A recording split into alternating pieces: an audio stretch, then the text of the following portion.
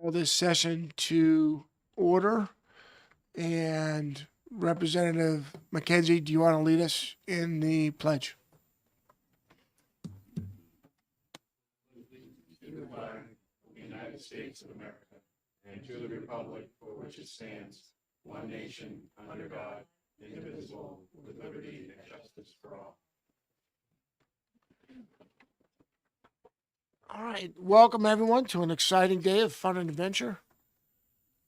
The first thing is, and I just got out of the chair meeting, really only 2 points out of there this morning. First of all, we've got 5 bills that are going to the floor next week. Okay, so the reports are due today. I have 3 out of 10. And so if you have it in, it will go in the report. If you don't have it in, it won't go in the report. So that's it. That's fair warning. 1600 today, everything in. Okay, that's 4 p.m. for those of us who don't go by the 24-hour clock. And then Representative Solomon, the other thing is we'll do, if we have floor speeches, make sure we have those too. And I'll just turn those on at the same time, whoever's doing them. Okay, so that way we're zero balance. Yeah. So so where we're at, we've got 15 bills from the committee. We'll hear up to the first 12 as of today. We'll go through those.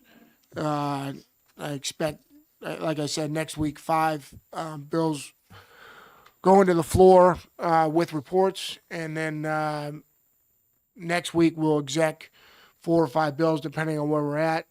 And so we're right on track to finish all second committee bills are due on the 11th. The reports are due. Our expectation is to be done by the 10th with our whole slate. That being said, Lino, did you have a subcommittee? You have a subcommittee next week?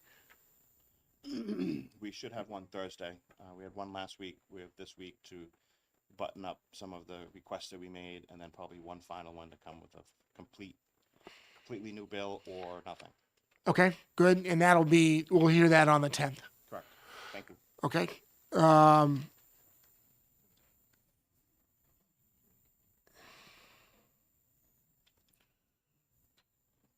All right. So the first bill on the slate this morning is House Bill 1150. Hereby open the executive session on HB 1150, requiring disclosure of complaints to public employees within 5 business days. As you remember, that's Representative Pearson's bill, and when he presented that to us, there were some things that he wanted to work on, and we gave him 2 weeks to come up with an amendment. We've not seen the amendment. He's working with certain members of the committee to do that, so I'm giving him another week. If it has an amendment, then we'll hear it. If it doesn't have an amendment by next week, and then we're going to exec it. So we're execing it next week, one way or the other. But we did give him 2 weeks to figure it out, and that's what we'll do. Okay. Are there any questions on House Bill 1150? Seeing none, I close the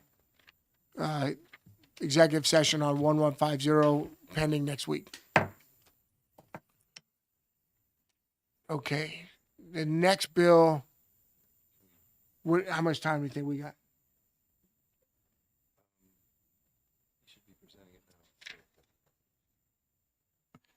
Mike Cahill is the sponsor of a bill, and he's presenting in transportation right now. So I've asked the chair to kind of slow walk this so that Cahill can get here.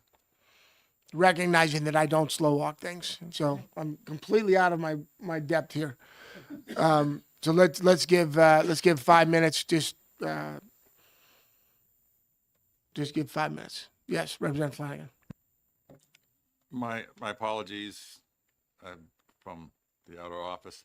Are we still following this scheduling notice here for executive? I mean, I don't see a bill on there from Representative Cahill. It's not. What's that? It's not a bill from it's not Cahill's bill. He just wants to vote on it. Right, but And I'm we've just got saying. an hour and a half, so we're just gonna give him 5 minutes to introduce his other bill. He's in another committee introducing another bill.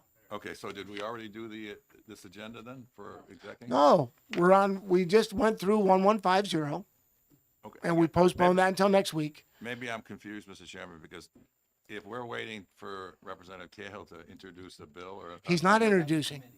Okay, oh, so it's the numbers. Got it. Thank you. And it's just a comment, it's a courtesy. We have time, we're giving a courtesy.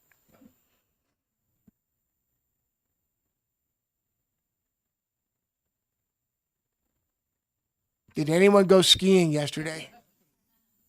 No skiers yesterday? Oh my God, it was gorgeous. Did anybody watch the Patriots? Did anyone watch the Patriots? Did anyone not watch the Patriots?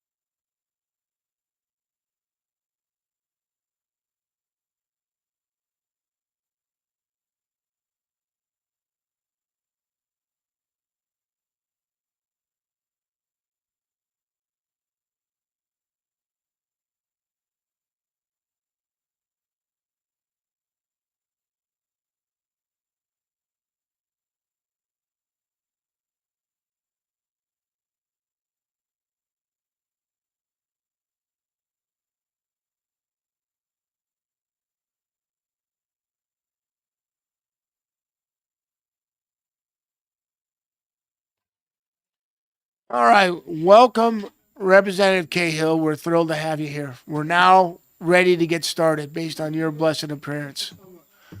No problem. All right.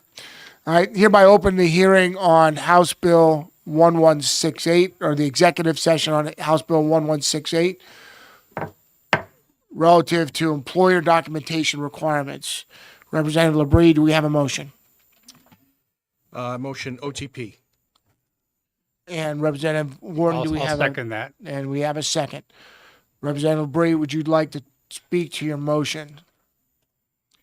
I think this just it brings this particular law into a arena of fairness. If we're going to extend 36 months as a look back, we should at least offer businesses a 1 month time frame to gather information and do it once right. Okay, thank you. Representative Warden, would you like to speak to your motion? You pass. Do I have any comments? Representative Cahill. Thank you, Mr. Chair. And I have sympathy for the people that have a request, 36 months later, that it would be a burden and could be very difficult to find those records.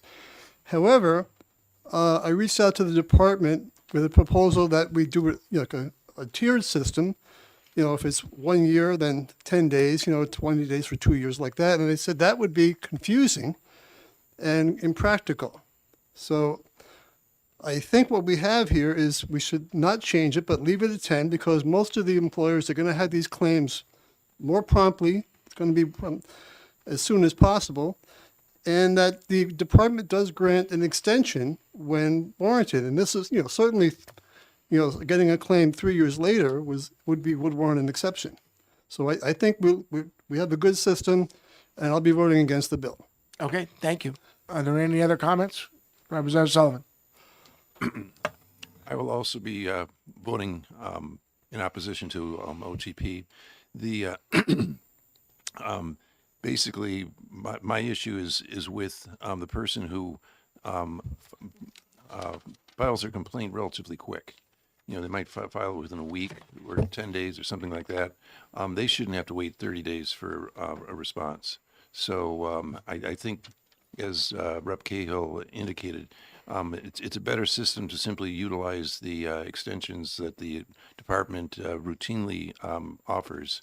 And that way the time period can be sort of customized to the circumstances. Thank you. Okay, thank you. Representative Flanagan. Thank you, Mr. Chairman. I'm not pointing my fingers at anybody, but, it seems like when we're trying to protect the worker, everybody jumps out of their skin and says, we got to do this, we got to do this. This is one time where we're helping the businesses. That is the people that are writing the paychecks. And I have been that. I've owned my own business too. But the concept of saying, okay, getting it in 10 days, yeah, that's probably pushing it. 30 days, fine. Matter of fact, if I was the Department of Labor, I would say, if this does pass, that we increase it to 30 days. We're not going to give you any increased time. In other words, get it to us in 30 days. So my point is this time we're helping business. It's not helping the worker. Yeah, maybe not. Maybe it is helping the worker because it gives the business a little bit more time to find the information. I don't think it's unreasonable. Okay. Any other further comments? Representative McKenzie. Thank you, Mr. Chairman. I will also be voting against this. From the time this came before the committee, I was wondering why there's such a issue around producing payroll records. Most payroll records are done electronically today. I did it one time manually years ago. But the fact is, they should be able to produce payroll records today in a matter of half an hour and present them to the Department of Labor.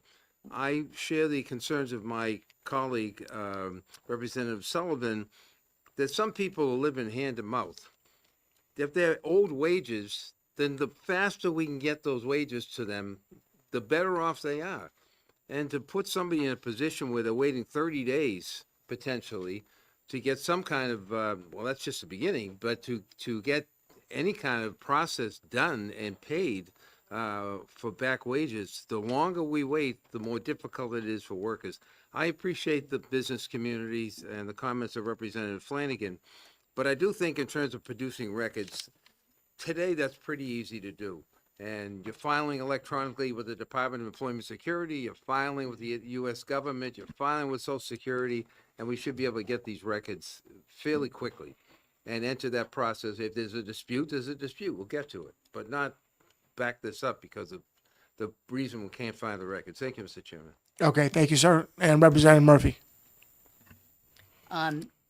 I worked in a franchise environment and we had very constrained storage space at the local branches. And so the corporation, the main franchisor, forced us to use Iron Mountain, who would, bring a truck up, take all of our records, including the payroll stuff, and move it down to a Boston facility. And so if we needed to get something, especially if it was a couple years back, it was a big deal trying to get that stuff shipped back up to the branch where we would be able to deliver it to the state. So I just want people to understand not every business is the same, and some small businesses are at the mercy of a bigger company that they have a contract with, and who may have certain requirements of them in terms of how they're storing information. Okay, thank you. And Representative Cahill for a follow-up. Thank you very much, sir. I want to remind the committee that the claimant has the burden of proof, and sometimes the claimant doesn't even know that they were underpaid until the facts reveal this. It could be an investigation by a U.S. DOL, and now here they are with regretfully, it's been 2 years or 20, or 3 years, and now they're filing a claim. To my colleague down the hall here. And part of my varied work experience, I once worked for a record storage company, and it was not at all unusual to go out to the storage, to bring them from the storage area, retrieve the records, bring them to the business. That's the service that they paid for, and it's still available today, to my understanding. And so I think that we didn't have any numbers on how often this 3-year thing hits. And I think we're looking at a problem that is not really such a critical problem. And the system that we have is in place with the extensions when warranted. I just think that this is working. We don't have to break it. Okay, thank you. Thank you. Representative Flanagan for a follow-up. I'll be very brief. Somewhat related, but unrelated. Representative McKenzie had brought the whole process and the logistics of record keeping and so forth. I made a claim in a small claims court. It took our small claims court 60 days to serve the person. In other words, to get a letter to another individual, okay? And then, when I found out later, after I got a default judgment, it was going to take 60 days to enter the judgment. So, we're asking for 20 additional days to help a business go into the basement or find out where it is in what box. And granted, some larger corporations, it'll be easier logistically, but I'm just saying, this doesn't seem that usury. Anyway, thank you, Mr. Chairman. Okay, good. For a fresh, new insight, different than previous insights, Representative Cahill. Well, again, my good friend, Mr. Flanagan, brings up an interesting point, but we're talking about the Labor Department, which works pretty efficiently. The judicial is another matter. And, things I read in the news today are very concerning to me about our judicial department. Okay. Representative Susi. Just a question, Mr. Chairman, maybe for you or Department of Labor, but maybe I missed this. After the 30-day extension, if this was to pass, are they able to ask for an extension after the 30 days? Ms. Albert, you want to enlighten us based on your vast knowledge?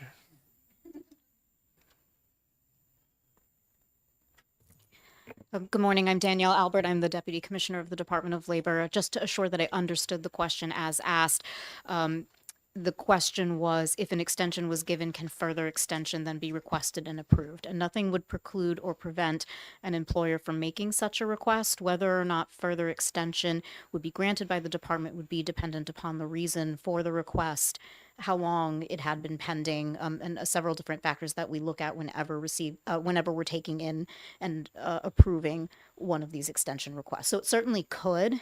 Whether or not it would be granted would be dependent upon the reason and the status of the claim.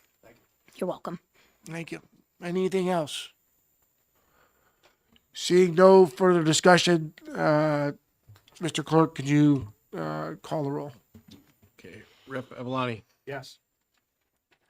Rep. Seaworth, Yes. Rep. Flanagan, Rep. Prout, Yes. Rep. Warden, Yes. Rep. Peternell, Yes. Rep. Granger, Aye. Rep. Hall, Yes. Clerk, yes. Rep. Murphy, Yes. Rep. Sullivan, No. Rep. Cahill, No. Rep. Tellerski, No. Rep. Susi. No. Rep. McKenzie, No. Rep. Schultz, No. Rep. Murray, No. Rep. Staub, No. Rep. Lovett, No. Rep. Creighton, Yes.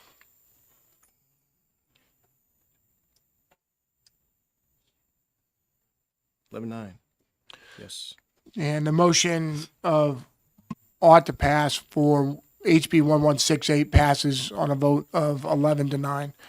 Let's close the executive session on HB 1168.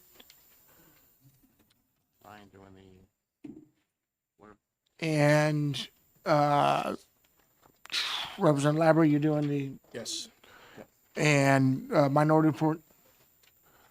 Representative Cahill, 1600. Roger?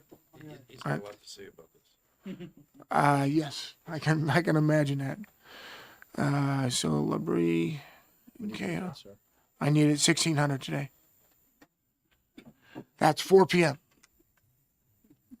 Get me in my mode. All right. Okay. So I would like to now open the executive session on House Bill 1250. It's relative to notice, documentation, and job reinstatement requirements under leave of absence for childbirth, postpartum, and pediatric medical appointments. Representative Sullivan, do we have a motion? I do. I move in expedient to legislate.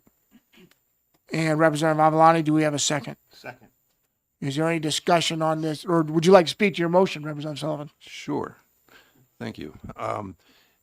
Essentially, when we heard the testimony for the hearing last week, I think it became abundantly apparent the deeper we got into the testimony that this is a bill that's truly unnecessary, and that the language was carefully crafted, regardless of what the sponsor thought of the crafting. And I think it was put together in such a way that the stakeholders really worked hard on participating in the development of the original bill.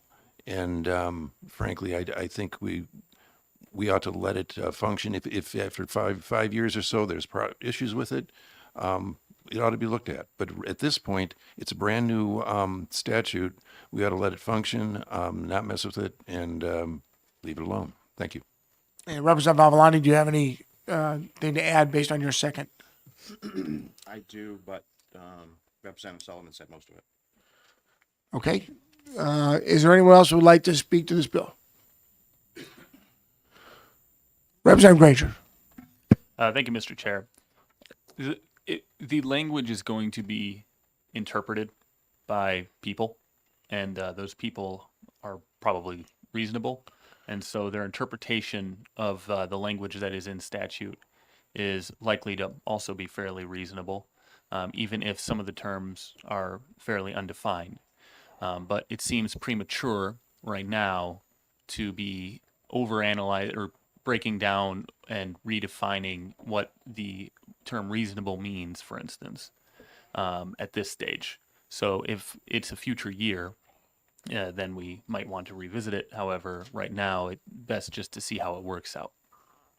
Thank you. Anything else? Seeing no questions, Mr. Clerk, can you call the roll? Rep. Avalani, Yes. Rep. Seaworth, Yes. Rep. Flanagan, Yes. Rep. Prout, Yes. Rep. Warden, Yes. Rep. Peternell, Yes. Rep. Granger, Aye. Rep. Hall, Yes. Clerk, yes. Rep. Murphy, Yes. Rep. Sullivan, Yes. Rep. Cahill, Yeah. Rep. Tellerski, Yes. Rep. Susi. Yes. Rep. McKenzie, Yes. Rep. Schultz, Yes.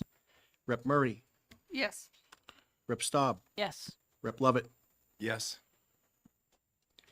20 zip. Can I vote? Sorry. Every time. No, I'm just Sorry. wondering. Yeah, It's you up can. to You you. can. No, you can. Okay. I'll let you today. The chair Rep. says Creighton. yes.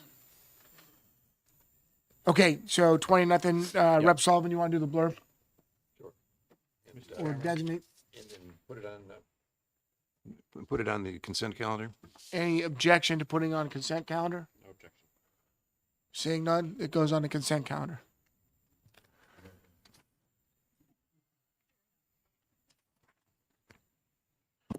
Okay, I hereby close the hearing on HB 1250. And I was neglect Mr. Representative Peter Lovett. Welcome to the committee. He's permanently on a committee now, replacing Rep Butler. Thank you. Welcome.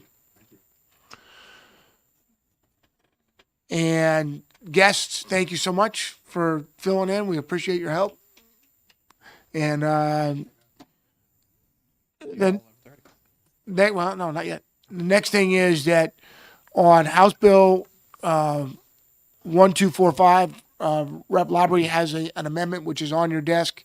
It's also been emailed to you. We will exec this next week on the 3rd, so you have an opportunity to look at and digest the amendment.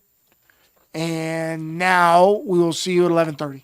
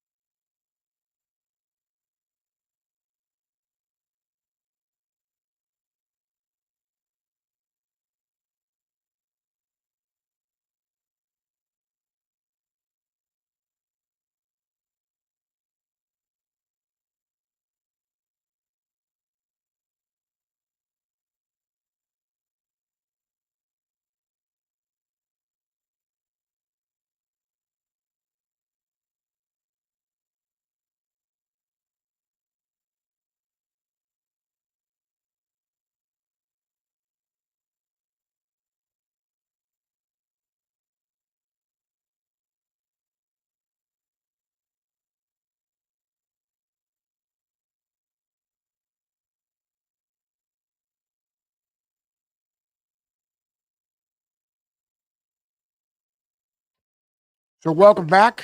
We're now in hearing session on House Bill 1043 relative to employer discretion in offering minimum payment options to employees.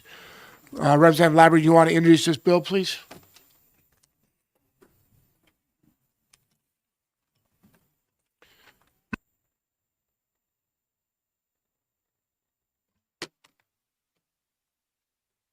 Thank you, Mr. Chair and members of the committee. For the record, my name is Representative Brian Labrie, representing the town of Bedford. I'm the prime sponsor of House Bill 1043. I appreciate your time today, and I will try to keep my remarks brief. This bill is simple, straightforward, and long overdue. It modernizes the 1985 law, giving employers and employees greater flexibility when it comes to minimum pay scenarios for reporting to work. Under current law, if a private employer asks an employee to come to work, whether in person or remotely, they must be paid for the 2 hours, even if the worker only works just 30 minutes. There are exceptions for certain sectors like county municipal workers, ski and snowboard instructors, but for private employers, the 2-hour rule is viewed as rigid and outdated. This change modernizes existing law by adding one short phrase. The phrase in the new RSA would be, unless an employer has established a different policy. Here's what that means in practice. Employers would be able to create their own clear policy, perhaps a 1-hour minimum or a 4-hour minimum for somebody shoveling snow, or something custom tailored like a job, or like I said, for an incentive like shoveling, seasonal snow shoveling, or adjustments for remote work. However, and this is important, if there are no company policies that exist on a minimum pay, the existing 2-hour rule that is in law now remains the same and not changed, and it would remain the default. This common sense update helps small businesses, restaurants, remote workers, and employees with unpredictable schedules better manage costs without removing worker safeguards. It simply allows flexibility where it makes sense while requiring in any custom policy to be transparent and communicated clearly from the start upon hire. All current exemptions and good faith notification provisions stay exactly the way they are. I truly believe this strikes the right balance. It's more freedom, fairness, employers, with continued basic protections firmly in place for employees. Thank you, sir. Do we have any questions? One closing point, if I could, sir. For reference, there's only 7 other states beside New Hampshire that currently do this and report for minimum, it's called a report to work minimum pay rule. Those states include California, Massachusetts, New York, just to name a few. With that, I'll take questions if you have. Okay, thank you. Questions for the prime sponsor? Representative McKenzie, please. So there's nothing in this that talks about collective bargaining agreements and about the what they may have in place. Now, if you pass a state law, what I'm interested to know what impact that'll have on collective bargaining agreements. Many times, there's reference to them in the laws, and I don't see any reference to them at all. And under the separability clause in the most collective bargaining agreements, if you pass a state law and a contract is out of sync with the state law, then I think the state law is going to take precedence. So I think it's something you probably didn't consider, but we might want to take a look at. This is for private. This is for private work, not public. Where does it say that? And from a collective bargaining agreement perspective, if you don't agree to the terms, then you don't have to be part of the bargaining agreement. For a follow-up. So you're saying this is just for this is the law for all workers in New Hampshire. Right. There's not a distinction between private and public. I don't believe unless there's something in there that I didn't see.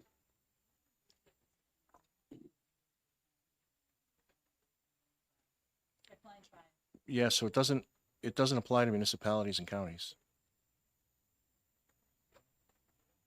The state employees. It would be state employees. You what? It would be state employees, but not municipalities and counties. Okay, Representative Prout. Thank you, Mr. Chairman. Would in any employer policy that they would seek to adopt under this new allowance by this bill still be subject to collective bargaining potentially in the collective bargaining agreement about what the policies for employment are? Every case would be different, Representative, I think. And again, folks have an opportunity to either be part of the collective bargaining process or not. And so if they don't like this policy, they could choose not to be part of that process. Thank you. Representative Flanagan and then Representative Cahill. Thank you, Mr. Chairman. And to Representative McKenzie's concern, I think that on line 2 pretty much delineates the ability of a collective bargaining agreement to establish a different policy. In other words, if you are in a collective bargaining agreement and the CBA states how the pay is going to be done, then that will be fulfilled in that sentence or that line 2, is that it's now going to be established a different policy than what the law, this bill will say. So I hate to say the word enabling, but it also has a provision in there for a collective bargaining agreement to be incorporated into this bill, And so that's the question you have for, if you'd believe, okay, if you would all believe. I would agree. If you're okay, asking. all right. Representative Cahill. Thank you, Mr. Chair. Representative, I'm looking at line 7, and where it says, no employer who makes a good faith effort to notify an employee not to report to work shall be liable to pay wages under this section. I think that's sufficient protection for employers. If they have a situation where I don't need this person today, they reach out and contact them. Even if the person didn't get the message, they can demonstrate a good faith effort. I think that's sufficient. And I wonder if you have any data show us how often this happens and the degree of hardship it is for the business. Further, I don't think we want to carve out from state law for I don't like this and I don't like that. Let's say I have a restaurant and my policy is that I'd like to serve 16-year-olds a beer. That's an extreme example, but I think we want to leave state law intact. I guess other for the ski resorts aforementioned, but I can't support this. I think, to answer your question, if you had one in there, I think this allows companies, whether they have a remote employee or a snow shoveling employee, to go in either direction on this. I'd like to offer you an hour for your remote services at home, and the snow shoveler that comes in and has to travel quite a ways through a snowstorm and it takes longer to get to work, I'll give you a 4-hour minimum. So this opens the door for the employer to be able to negotiate a reasonable policy from employer to employee and not be fixed with the 2-hour rule. Now, if the business decides they don't want to do that or they have no interest in it and they like the default, then just leave it at the default. There's no reason that they would have to adopt this. This is not a mandate. This is more enabling. For a follow-up, sir. And also, the employer can decide that I'll do nothing. I'll not give you 2 hours, 4 hours, 5 minutes. I'll just give you nothing, and you show up and you drove all through the snowstorm to get here, and sorry, but I don't need you today. Go home. As long as any policies that the employer agrees on hire with the employee, though that would be the policy that's agreed upon. One more. Yes, sir. A condition of hiring then. Condition of hiring. The policy has to be upfront. Thank you. Representative Sullivan. I've heard you say more than once that the policy would be presented to the employee at the point of hire. What would happen if the two current employees, if a new policy was being developed? Would they not be covered by the policy? Because obviously they're already hired. So typically, company policies do change. And, for example, I have one right there in front of me. It's a safety policy, and we do amend that. And I think as long as there is communication between employer and employee that's documented, I think things are subject to change. Follow-up? For a follow-up. So your statement about at the time of hire really doesn't count then? It does count. It absolutely counts. When somebody sits down and you hire them, you give them the current policy. That's how it counts. That's how it matters on day one. Oh, For follow-up, sir. so basically you give them the current policy and that's in effect until you decide to change it. If and when the policy gets changed for whatever reason, introduction of AI or something, things evolve through companies. As long as they acknowledge the fact that they have an updated company policy, then I think it would be sufficient. Thank you. Okay. Any other questions? Representative McKenzie, go ahead. Clarification of something, a statement that you made relative to employees in a collective bargaining agreement have the opportunity to simply cut their own deal with the employer. You said that they would not, if they don't like it, they don't have to take it. I think that's what you said a few minutes ago. So that's not what I said. We're not at Bill 1704 just yet. No, So but you we can't mentioned- negotiate directly with the employer. What I'm saying is, if an employee doesn't want to be part of the union under CBA, they don't have to be. They can choose to go work someplace else. But Mr. Chairman, it's your statement separate, that's a separate issue.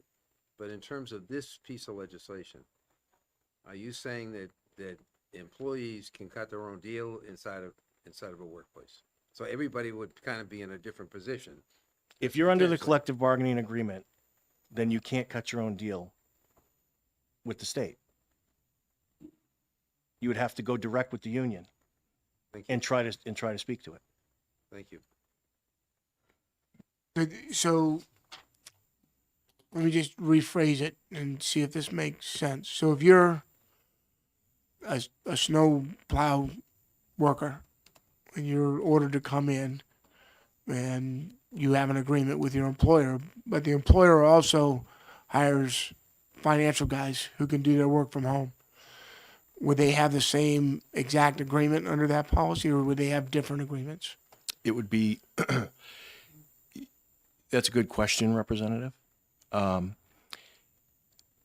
It would depend on the different division that employee worked for at the company. So the company could have two different policies. The company could have 5 different divisions, Okay. and each policy could be geared toward that different division. Okay. All right. Any other questions? Representative McKenzie, you're on a roll. Thank you.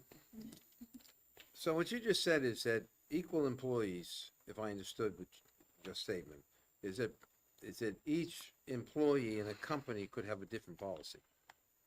I would suspect that a snowplow operator may have a different role than a remote worker that does IT at 24/7 IT. Follow up? Yes, sir. What about employees that are doing the same job? Employees that are doing the same job would have the same policy. Okay, so is that in the law? Is that what your proposal says? My proposal says that as an employer, you're allowed to change the policy to work with the employee. Thanks, Mr. Chairman. Okay. All right. Seeing no further questions, thank you for introducing this bill. You're welcome. Thank you. And now I call Mr. Mike Summers, please.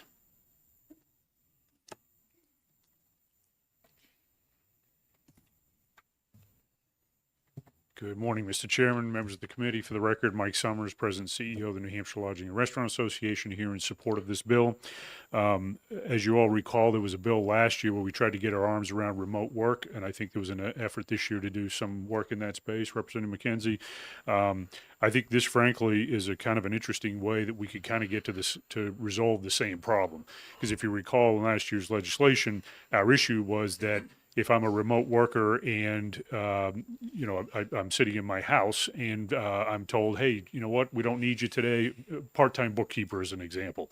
We don't need your help today. We don't have anything going on, et cetera.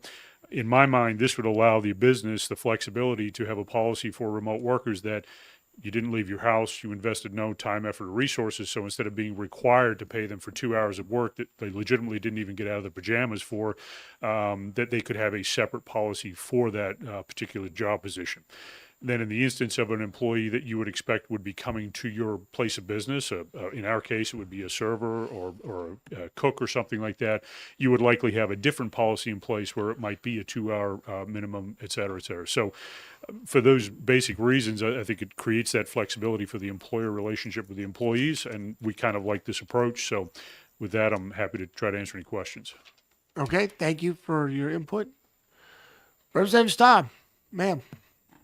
Can I ask you, thank you for taking my question. Can I ask you if this law were to pass, what would prevent any employer from not offering any money to anybody if they come into work? I don't know the specific answer to that. I think that might be a better question for the Department of Labor, experts in this space more so than I. Okay, thank you. Good question. Okay, sir, thank you for coming in. I appreciate it.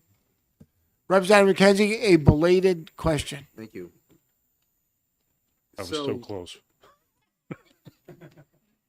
So you somebody is a bookkeeper, whatever the case may be, and they have, and so your expectation is, as a person who's hiring them, is that they will be at your ready, and you will make a decision, even though they may have set aside the time to do this, to be a bookkeeper or be a server or whatever the case may be, even though they may have set the time and they block that off in their own time, you don't think that they should be compensated at all, the way the current law is? They would be.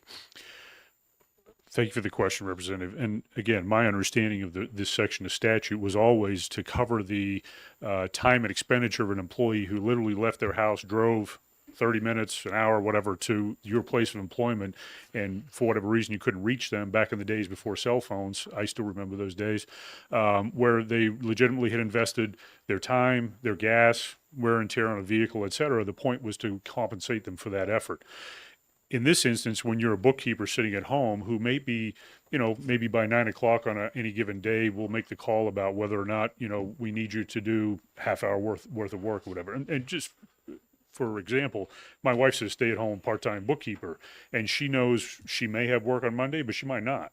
So, she'll check in with the boss on, 9 o'clock on Monday. She may have some work, she may not. And that's okay. She just flexes her schedule around that. But she hasn't really invested any time and effort and resources to get to a place of employment. So I think that in that case, in those instances, I think that having a separate and different policy, I think, is reasonable.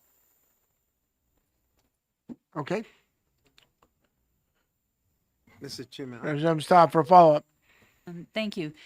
In the case that you're talking about where you have a bookkeeper or somebody that's working from home, what if they're working for more than one company and they block out a particular section of time, which means that they can't be working for anyone else, and then and they're counting on those hours to be paid for those hours, and then the employer calls and says, well, we don't need you, so that person who could have been working for somebody else but block that time out for that employer doesn't make any money at all.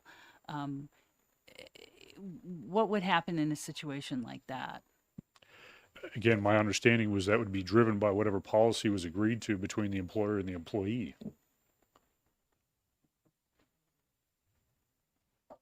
Okay. Mr. Summers, thank you so much. Appreciate your input. Thank you. I now call Miss Allison Milito. Milioto. By the end of the year, Making my testimony today. To reiterate, I'm Allison Miliotto. I'm a co-owner and founder of Blue Lion. We're a fractional HR consulting company based out of New Hampshire. I also have a remote staff of 24 of my own. I do support the concept of this bill. However, I do have concerns with the way that it's currently written. I don't love how it's written, but I do love the intention. I would echo what Mr. Somner said about, I was here also last year testifying, and I think that bill had good legs, and then it kind of didn't make it anywhere. So I'm happy we're trying again. My concerns are that I do feel like, to the points that have been made, the intention of this bill is for the individual that has taken time to show up to work, to come to work, and that they be compensated for such, and not just show up to be like, hey, we don't need you. Thanks for all your efforts. You have no income.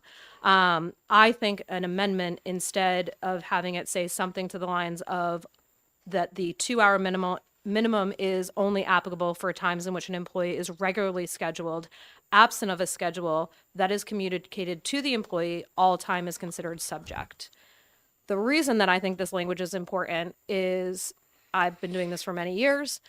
In my tenure, there has been transitions in the Department of Labor. Unfortunately, this statute is one of those that, depending on who is in charge at the Department of Labor in the state, it has been interpreted different ways.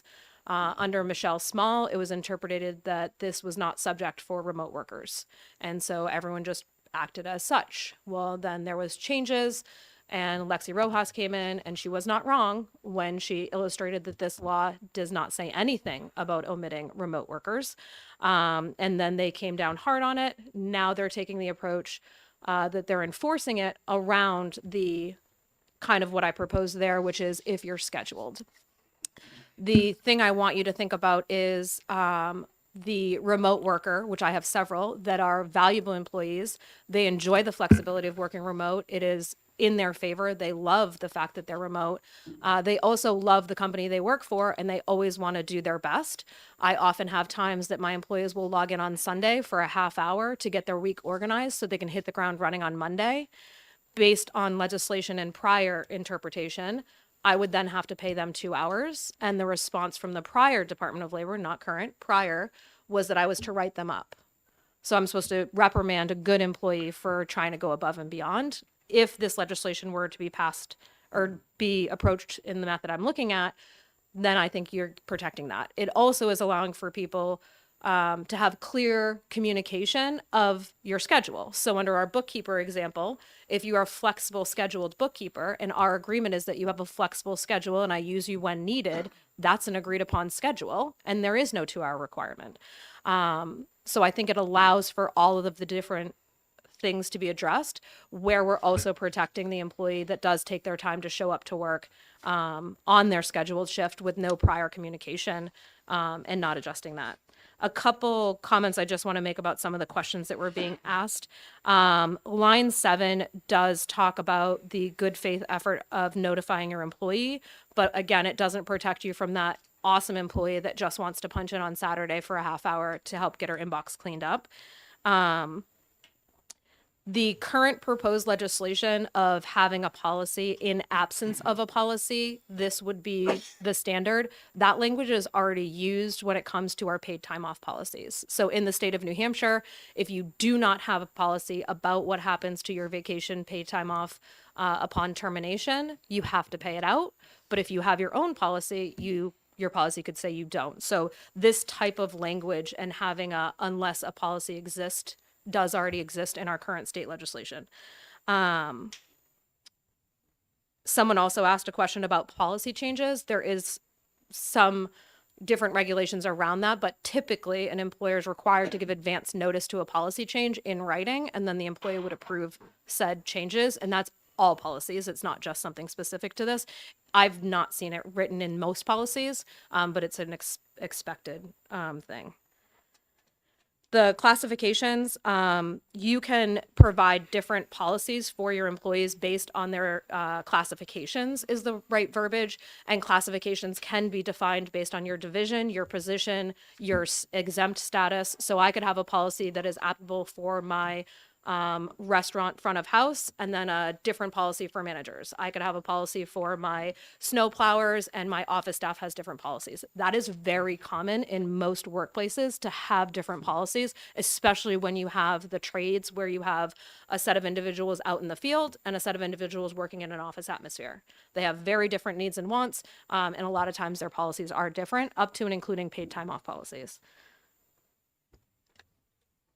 That is all my testimony at this time. Very good, very helpful. Do we have any questions? Representative Prout.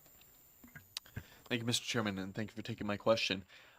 Did I hear you right that at least with how it's been enforced at times under some Department of Labor administrations, that a business that has an employee that may live 2 minutes down the road and they have a gap in coverage, someone else is going to be late, they cannot call the person up saying, hey, can you come in for a half hour, 1 hour, and everyone's in agreement that it's only 1 hour, but this law forces them to pay a minimum of 2 in that scenario, even if everyone was in agreement and knew before the employee agreed to cover the shift that it was only going to be 1 hour. Correct.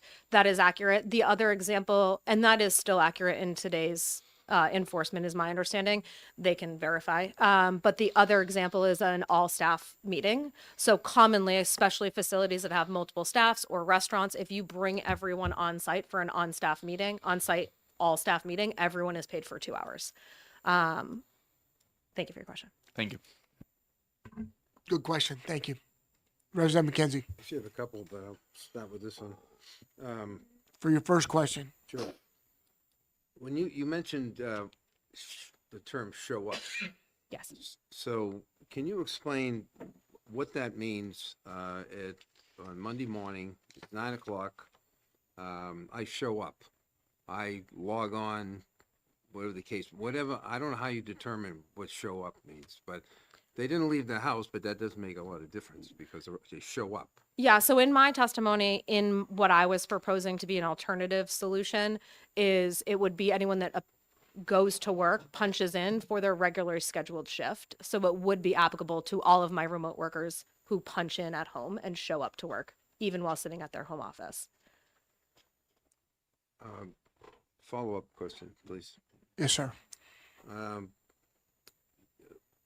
Tell me how you deal currently with people who log on to clean out their email on Sunday afternoon. So my understanding from communication and conversations I've had with the current Department of Labor is they believe what I have written here, which is if it's during outside of your regular schedule, it is not applicable, but it cannot be at the behest of the employer. So I, on a biweekly basis, on my team in-person meeting, reiterate to them that no one is required to work on the weekends. The expectation is you are not in your emails on the weekends. The expectation is outside of your regular schedule, which we have confirmed in writing, you are not required to be working or responding to anything. And if you choose to do so, that is of your own free will. I also have it written in notes that are sent out every 2 weeks. It's so fun. And, 1 second. So to rephrase that, if I log in on Sunday afternoon to check my schedule, you're not paying me for that. Correct. Okay. But back to my original testimony, the challenge we have is that's the current enforcement of the current Department of Labor, which I love. But if they were to have another change in their leadership, they could change how they do that. And so then you would pay her or me. In the for that prior leadership, 30 I minutes. would have had to pay her for 2 hours and write her up for not behaving. Okay, so let me just make sure I got this. Yeah. Previously, I sign on for 30 minutes on Sunday, and this is interpretation of the same rules. Mm-hmm. You pay me for 2 hours because I logged in for 30 minutes. Correct. Under this law, as you understand it, if I log in for 30 minutes on Sunday, then you pay me for 30 minutes on Sunday. Correct. If that's the agreement that you and I have. Correct. Okay. The Representative current McKee- interpretation, I just want to clarify, the law's not changed. Right. It's the interpretation from the Department. From the department. Correct. Gotcha. Yep. This law, though, changes that so that it's okay if you and I agree to work 30 minutes on Sunday, you're going to pay me 30 minutes. Correct. Okay, thank you. Representative McKenzie, sir. Thank you. Question 2. Just to follow up, if I could, on getting paid on Sundays. There's a benefit to the employer if an employee logs on Sunday to their own fruition. Yep. They log on. Do you benefit from that? Correct. And I pay them. Well, you don't pay them. I pay them for the 30 minutes. Under the new law. No, I currently pay my staff for every minute they work for me, Okay. but I'm not required to pay them for 2 hours for only providing 30 minutes of work. So if somebody, if I could, Please. Sorry. if somebody does log on, Mhm. you didn't ask them to log on, but they're logged on. Yep. Sunday afternoon, I'm going to work 4 hours on the computer. You're going to pay them. Correct. Good. And one final question on classification. Yes, sir. So you indicated there are various classifications of workers and that there could be variations in terms of how they pay them. But well, you could have plow drivers, you could have office workers, you could have Yep. front of the house, back of the house. But will you, do you agree that classifications, that they need to be across the board, that you can't have discretion in terms of how you necessarily pay them? So you have a plow driver A and a plow driver B, they're doing the same job, A and B are doing the same job. Are you paying them the same amount, or do you have the flexibility to pay them whatever you want to pay them? Yeah, basically? thank you for your question. I just want to clarify because you're saying pay them the same amount and you can absolutely pay one plow driver $25 and another plow driver $30. But I think the intent of your question is, could I have different policies within the same classification? And that would lean towards discrimination. So when you're classifying, when you're creating your classifications, and this is usually something documented in an employee handbook at the beginning, usually your common ones are exempt, non-exempt, full-time, part-time, but then there are different ones based on front of the house, in-house, back of the house, whatever. It's very common to have different policies. So throughout the handbook, it will reference those classifications. You'll notice those classifications do not include names. They are based on position. They are based on, there are some that are based on tenure. So example of that is different paid time off policies are changed with tenure. But it would be a discriminatory to have two different policies for two different workers unless upon your hire you negotiated better benefits. So that is something that does happen. You know, I'm hiring both of you individuals for the same position. You negotiated 4 weeks and we normally only provide 3, but you came from a business that had 4. I'm going to approve it. I document the crap out of it, and then you get your 4 weeks. So you could have different benefits, but it would not be a policy that gives you those. Do You have, one okay, go final ahead, thing, and I'll, please. thank you. That's your third final thing, but I know it. just so you know, I'm counting. Do you share those kinds of arrangements with your employees?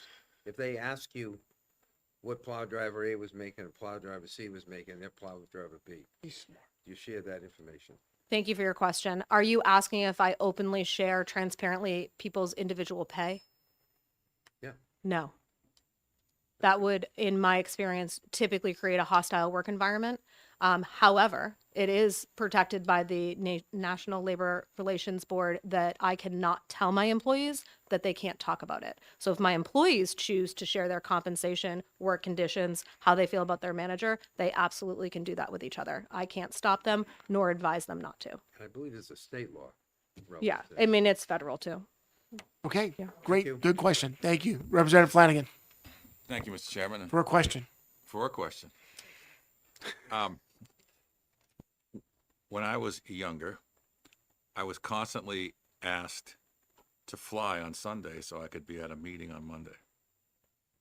Now, I suppose in my case, I was exempt employee, but say I was an hourly employee. Mhm. How would this law change? Would that mean that you, as an employer, would have to pay me for all the travel time, hotel time, the cost of the move, basically? Thank you for your question. I don't have that legislation in the back of my head, but there is an entirely different legislation specific to travel time. So there's different time based on, and don't quote me, but I believe if you're traveling during the hours that you would normally be working, it is compensable. If it's off hours, then it's not compensable. The expense for your hotel would be compensable because it's an expense you wouldn't otherwise have had. The food while you're traveling is compensable unless it's a normal meal that you would have eaten anyways. But there is an entire separate legislation. I don't believe that this legislation has any impact on that at all. Thank you. How's that question? Very good. Thank I'd you. give him an A. All right, You're we'll too give him an A. We're being generous. Representative Prout. Thank you. A follow-up to my previous question. Would an employee be allowed to be scheduled, say, 5 days a week, 1 hour each, if that's their regular schedule? Would this law apply?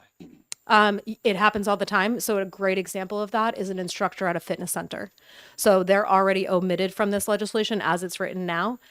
So if you have an actual scheduled time that is less than 2 hours, then you're only compensable for the amount of time that you're scheduled. So again, it's something that's not written, but is how it's interpreted. Thank you. Okay, Ms. Miliotto, thank you so much. Thank you. Appreciate it.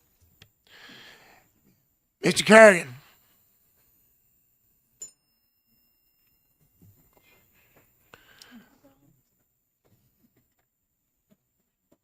It's Glenn Brewer. Good morning, everyone. John Garrigan, I'm General Counsel for the Department of Labor. With me is Cassie Abbott, our Legislative Liaison.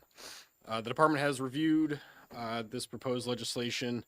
We take no position on it as usual.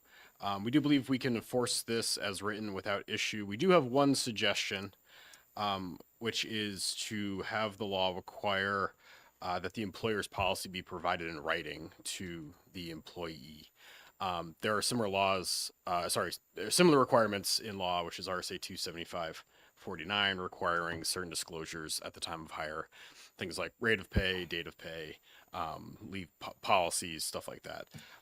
Having that, I think, put in writing to the to the employee, one, allows the employee to have the full understanding of the policy. Two, allows the employer to apply it consistently. Three, frankly, it helps us to, when we're enforcing these or reviewing these, to have also a clear understanding of what is the policy, how does it apply, and when we're looking at either wage claims or wage adjustments, to determine what's the effect that this will have ultimately on the pay rate. Beyond that, I'm happy to take any questions. Do we have any questions? Representative McKenzie and then Representative Stopp. Thank you, Mr. Chairman. So the policy is written at the time of hire, correct? According to you, that's what you are recommending. That would be our recommendation, is that it's provided at the time of hire. What happens when things change? Then updated policies would have to be provided. They have to write it again, and the employee would have to sign it. That's your recommendation? There's nothing in our laws about employees signing policies, though we certainly do think it's a good idea. No. But yeah, updated policies should be provided when they're updated. Okay, thank you. One quick one, because I think Please. currently you provide flexibility for people, and was mentioned, is if they have a regular schedule and it's an hour a day or 15-minute, whatever the case may be, that there is flexibility in the law as the way that is applied, correct? So we have an administrative rule that touches on this. It's 80303. It's either I or J, but it's in there. That says if you have an employee who consistently has responsibilities that will be less than 2 hours worth of work, you can have that agreement in writing with them, and it would not trigger this law. Okay. Representative Stopp. Thank you. This only applies to people who are working for an hourly wage and doesn't apply to anyone working a salaried position. Correct. Yeah, that's a really good question. Yes. Thank you. Okay. Seeing no further questions, thank you, Thank you. again for all your help.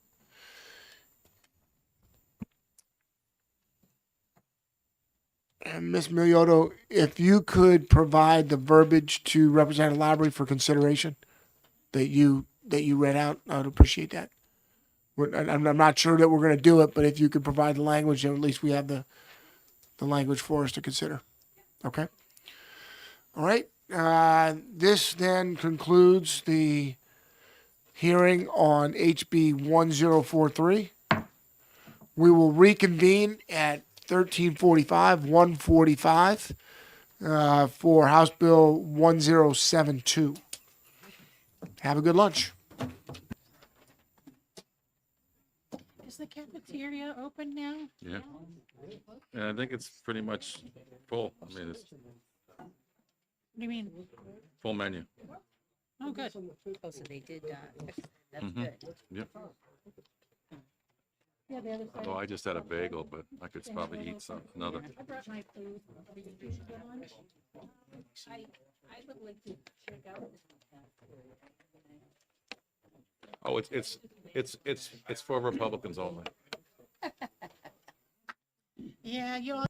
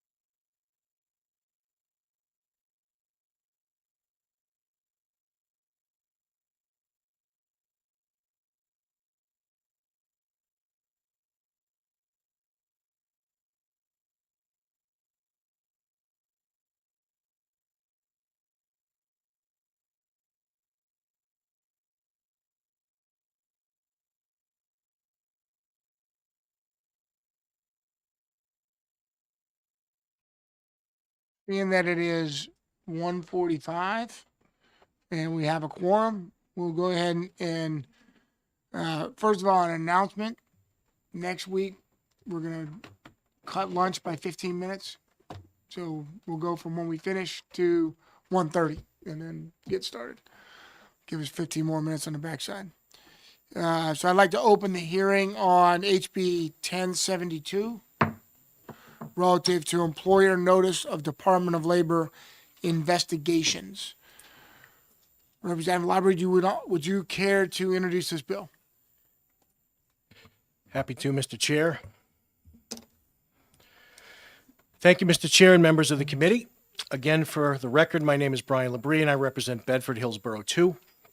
I'm here to present House Bill 1072, which proposes amendments to RSA 273-9 concerning inspections by the New Hampshire Department of Labor.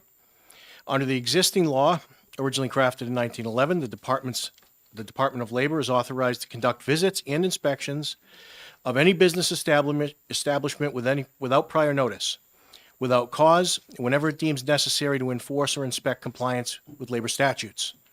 Additionally, the department is not obligated to disclose to the employer the specific nature or scope of the investigation. House Bill 1072 introduces several key reforms aimed at promoting greater fairness and transparency. First, it requires the department to provide written notice at least 30 days in advance of any inspection. This notice must specify the lawful purpose of the inspection, whether it arose from a complaint, and a description of any alleged violations. One notable here, the names of individual employees involved are not required to be disclosed. Second, the bill affords employers no fewer than 30 days to respond to the department's request for documents, written statements, or interviews, irrespective of whether the request originates from a complaint or not.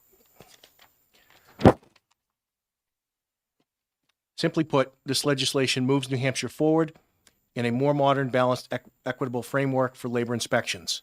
It provides New Hampshire's businesses with reasonable advance notice and sufficient time to prepare historical records and data in routine cases while preserving the department's authority to act swiftly in situations involving repeat offenders and immediate hazards. With that, I'll try to answer any questions you have.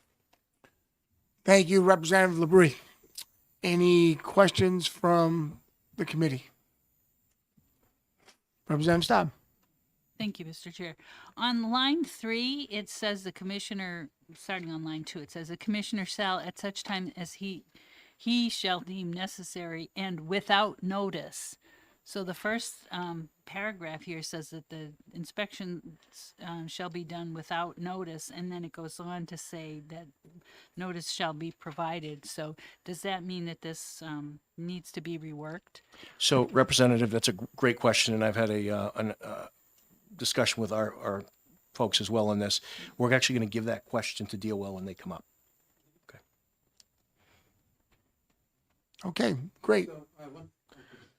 Representative McKenzie, Thank you. would you like to ask a question? I would, sir. Absolutely. Thank you much. You mentioned the Labor Commission. You mentioned safety and health violations. Where in this do you make an exception for those things?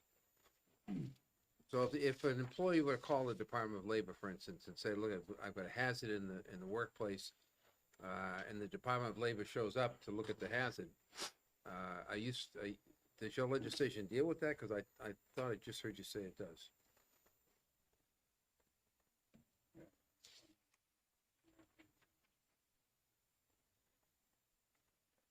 Yeah, it would be lines 19 through 23. So we don't have 19. We don't have this thing. Okay, Where is that? it's on page 2 of the. It's on page 2 of the bill. Sorry. So the copy I have doesn't list 19 through. It doesn't list it. You got it. Go ahead. Section. He's got it. Thank you. Thank you. Okay.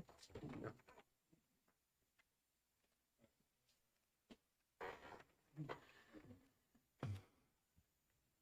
Representative McKenzie, are you good? Well, I do have a question about that. If I could just follow a question. So it says the commissioner and or the attorney general believe that an alleged violation poses imminent risk.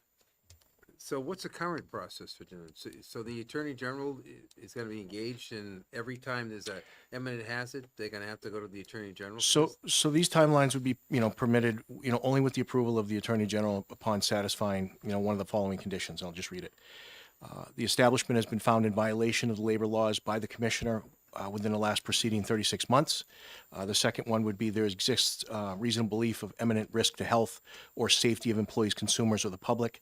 And the third one would be, third reason for involving the AG would be if there exists reasonable belief that full notice would result in destruction of evidence or other interference with the investigation. So there are some conditions here which would allow the DOL to go direct to the AG and knock on their door and get a faster timeline. Representative Flanagan. Thank you, Mr. Chairman. The first thought was, well, maybe the DOL will have shed a little bit more light on my question, but let me just throw it out there and see if it sticks. With the current process now is no notice? No notice.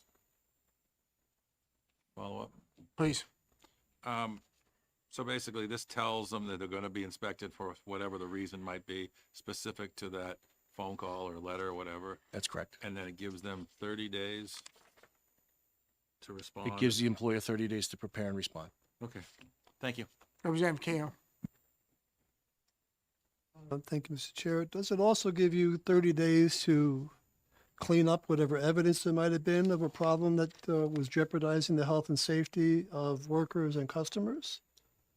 If you wanted to call every business in New Hampshire a bad actor, Oh, yeah, well, certainly not. But I mean, there are bad actors, and if you give this blanket 30 days to the good actors, you're also giving it to the bad actors. Isn't that correct? not necessarily. The Department of Labor has the ultimate say whether or not they involve the Attorney General's office in this.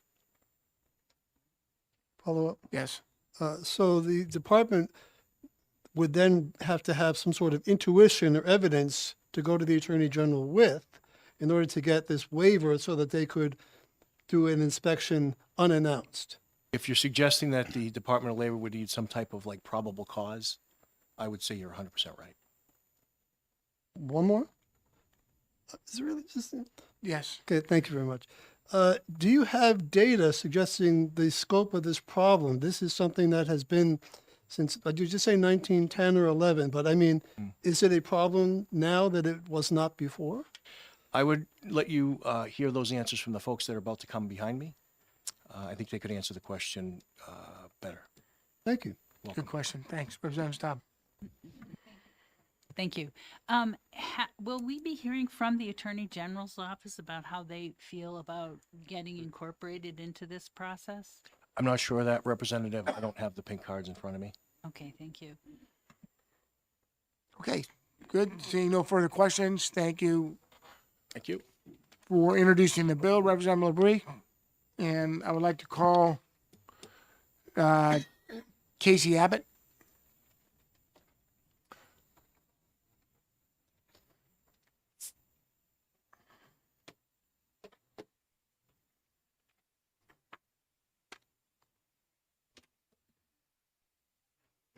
Good afternoon. My name is Cassie Abbott, and I'm the legislative liaison with the New Hampshire Department of Labor. And with me is the department's general counsel, Mr. John Garrigan.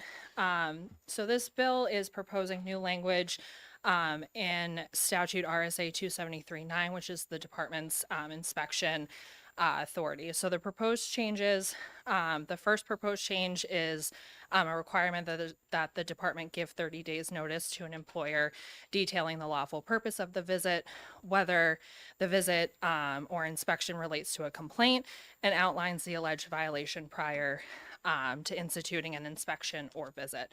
The second proposed change adds a section that gives the employer at least 30 days from the date of a demand or request from the department for records, interviews, or other requested documentation to respond.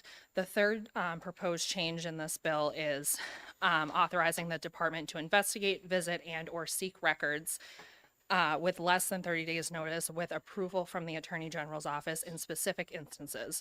Those specific instances are violations within the past 36 months, violations or reasonable belief that alleged violations pose an imminent risk to health and safety of employees, consumers, or the public, or that delay would cause destruction of evidence. The department understands these changes to apply to all department investigations. So that includes wage and hour investigations, public employee workplace safety, workers' compensation, and boiler and elevator certificate and compliance, so long as the 30 days notice in paragraph 1 of the proposed changes are met. Overall, the department does believe that we can enforce it. We were going to note that in the current iteration of the statute, it does state that the department does not have to give notice, whereas the proposed change requires notice. The notice requirement is actually consistent with the department's current practices. We do provide notice to employers upon a visit or investigation.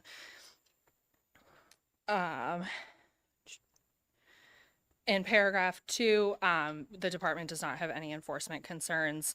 Overall, with the third proposed change with the Attorney General approval, there's no overall major concern with seeking approval from the Attorney General's office. The department is fine with that. However, the department does propose or recommend that maybe a third or there be another section added because there are some emergent situations where we'd be on the Attorney General's timeline to receive a response when we go to them seeking approval. And in some instances, there may be emergent situations, specifically in boiler and elevators. There could be mechanical issues that require the department to go out immediately, as well as our safe health workplace safety and health statute, which is RSA 277.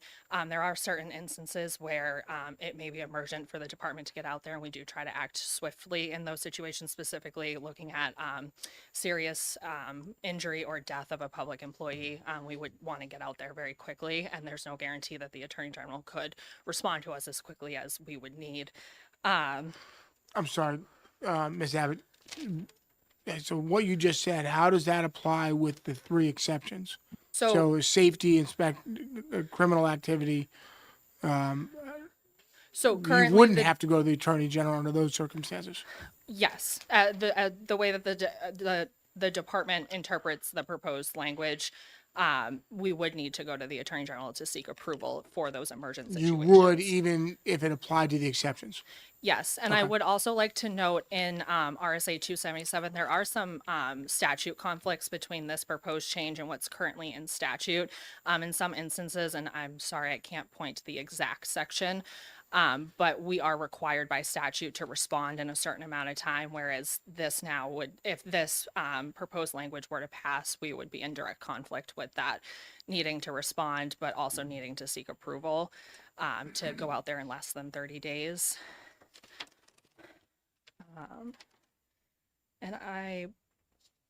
And then finally, in the third section, the department reads this and understands this to also include payment of wages to seek Attorney General approval, specifically when you're looking at Section B, which is line 21, imminent risk to the health or safety of employees, consumers, or public. We read that to also include wages. We would recommend maybe there be an exemption for wages because the department does try to act swiftly in those situations, and that could cause delay needing to seek that approval to go out there in less than 30 days. And with that, I'm happy to take any questions. Okay, thank you for your testimony. Representative Prout. Thank you, Mr. Chairman, and thank you for taking my question. I see in the existing language of this RSA 273-9 that it says specifically in part, visit the manufacturing, mechanical, and mercantile establishments in the state. Do you interpret this section, including the new language, not limited to that subcategory of businesses, or how does that, or is that limiting not functional? Because you mentioned a moment ago public employees also, which I would not think would fall under that preamble of this section as to who it applies to. So I'm a little bit confused as to the broad scope of some of your comments as opposed to the limiting scope in that existing language in the RSA that we're adding more after and not deleting. So, that phrase, manufacturing, mechanical, and mercantile, it's worth noting, and Representative LaBrie pointed this out. This is an old statute. It's been around in some form or another since at least 1911. Though this concept that the Department of Labor has existed and has enforced these laws, and that the commissioners had kind of this inherent authority to go to businesses to enforce these laws. It's been around since the department was established in 1894. When it comes to the public employers, we have kind of an interesting patchwork of authority over them, but most of that for the public safety is derived from RSA 277, some of it from RSA 281A 64. The way that we read this statute, though, within RSA 273, that's kind of the establishing statute, as it were, for the department. We would read this broadly to say that this would apply to all of the commissioner's actions that the undertaken to enforce his laws. So, out of that concern, and not trying to read things too narrowly or too broadly, we would recommend some exemptions for these areas where we have these direct safety regulations, so boilers and elevators and public workplaces. But we read manufacturing, mechanical, mercantile to simply be businesses in the state of New Hampshire. Follow up? Please. But what you just said is you also read it that as it would also apply to your public employer oversight, even though that doesn't really fit that term. Sure, but this would apply to limitations on the commissioner, and the commissioner being a singular point of authority. Thank you. Okay. Representative Cahill? Thank you, Mr. Chair, and thank you for taking my question. You indicated that this current practice to give notice, and does that notice depend on the severity or the type of complaint? I know that all your actions are complaint-driven, so how do you determine how much notice to give under various circumstances? That's an excellent question, Thank you. Representative Cahill, and thank you. My understanding is that we provide notice of an inspection and or a visit, and at this time, we kind of triage what is what is imminent, and then we try to get out there as quickly as possible, but the department will provide notice before going out and conducting a visit or inspection. Yes. Has there been any issue to your knowledge of people feeling that they don't have enough notice, or that this is put upon them in such a way that is a burden? Thank you for your question. I am not aware of any instances where employers have expressed concern or a burden from the notice. I'd be happy to check in with our inspection division and get back to you, but I'm not aware of any. Thank you. Representative Sullivan? Thank you. Thank you. Could you give an estimate as to how much time it would take to interact with the Attorney General to get this expedited timeline set up? I would leave that up to to the Attorney General's office to comment on. Unfortunately, the department's not aware of their workload or who may be in the office when, and a lot of those factors would play into how quickly the Attorney General could respond to us. Please. Do you think it might actually even be more than 30 days? It could be, but I would leave that up to the Attorney General's office to comment on. Thank you. Representative McKenzie? Thank you, Mr. Chairman. So what I'm trying to determine is how this affects the flow of work in the Department of Labor. If now every time there is any kind of complaint, any kind of inspection due, that now every person, if I understand this, is going to be required to seek permission from the Attorney General's office to basically do their job. Is that what's going on? And how is this going to affect the ability of your inspectors, whether they be labor inspectors or safety inspectors or other people, to basically do their job? Thank you, Representative McKenzie, for the question. So, in instances where we would need the Attorney General's approval is when the department is seeking to go out in less than 30, without providing that 30 days notice. And those instances would have to fall into this enumerated list that's provided. So the establishment was found in violation by the commissioner in the previous 36 months. the commissioner and attorney general reasonably believe that there's imminent risk to health, safety of employees, consumers, and the public. And when the commissioner and the attorney general believe that delay in going out there could result in destruction of evidence or other interference. In all other instances where the department takes in a complaint from a current employee, another employee for wage and hour, there could be public safety, a workers' compensation investigation. The department would have to give that 30 days notice before we could go out and initiate the visit or inspection. Okay. Seeing no further questions, Ms. Abbott, thank you very much. Appreciate it. Thank you. And Mr. Summers, please.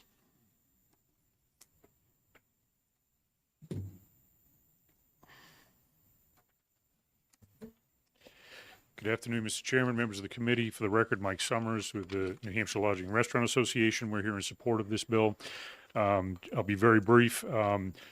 We certainly have heard stories of past administrations at the department. I should start with the current administration. Department of Labor is fantastic to work with. They're open to discussion. They're open to feedback. They're happy to meet with us, talk through issues. It's actually a refreshing change, but it has not always been that way at the Department of Labor. We have certainly had some challenges in prior administrations, and so this notice of a violation gives us 30 days to be prepared for the meeting, the audit, et cetera. But beyond that, it is nice to be able to know what the complaint was that triggered this inspection, audit, et cetera. Because currently, many times we are not necessarily told that. And whether that's intentional or not, I'm not sure. But I remember specific instances where we've had businesses that legitimately ask the question, what was the complaint? And we're told, we're not going to tell you that. And so it would be refreshing to be able to know this was the complaint. This is what you should be prepared for, those kinds of things. And as a business owner in restaurants specifically, these guys are running a mile a minute every day, 7 days a week. And so for them to be able to prepare and have time to prepare, bring outside people in to help them collect data and information, incredibly helpful. So with that, I am happy to take questions. Good. I appreciate your feedback. Seeing no questions, thank you for your testimony. Thank you. Mr. John Reynolds.